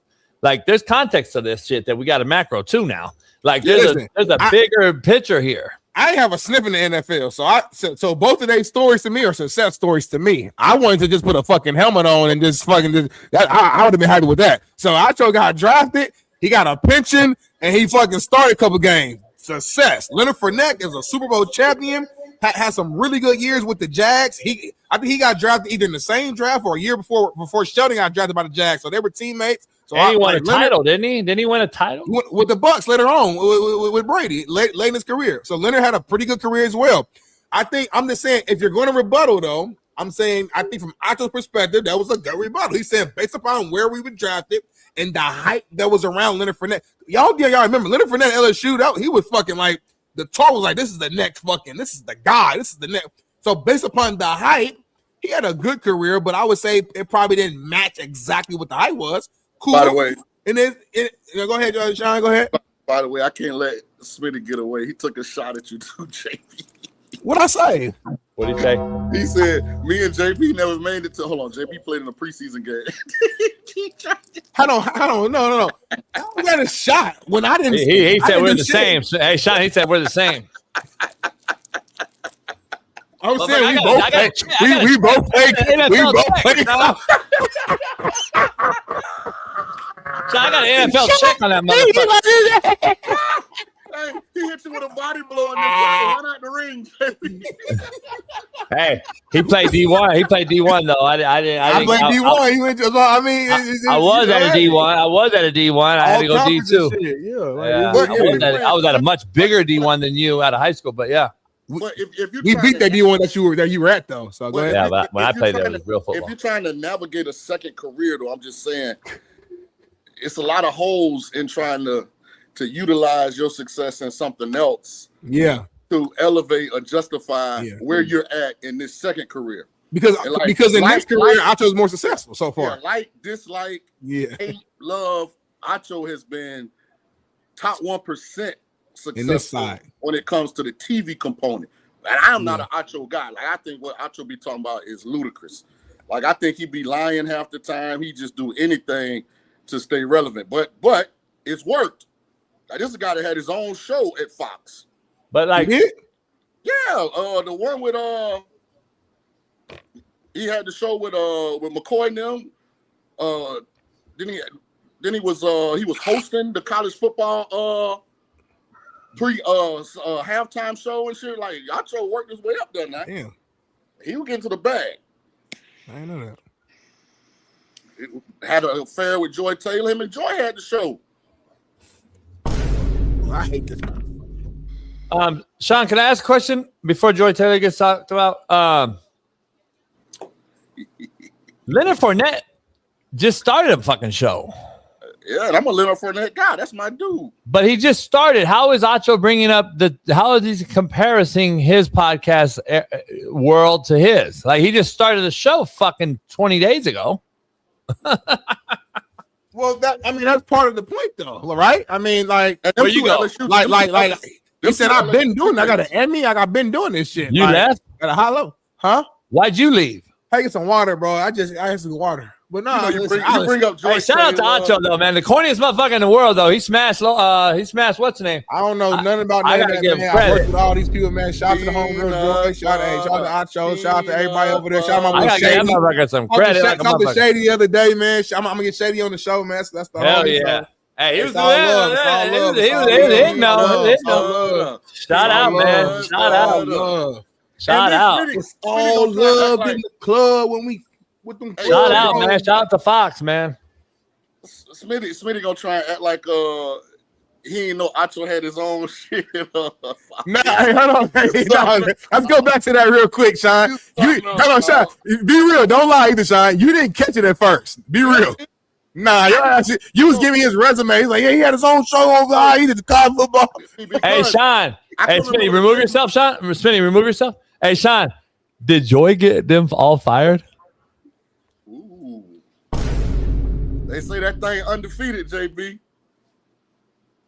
I'm not gonna end a show like that. That's the homegirl. I got nothing to do with that. JB, shut the fuck up. Shut the fuck up, homie. We got fired for a business decision. Barstool Sports got us fired. Portnoy got us fired, homie. Portnoy got us fired. Fuck Barstool. I'm gone. Hey, Smitty. Barstool, all white programming. Hello. Hello.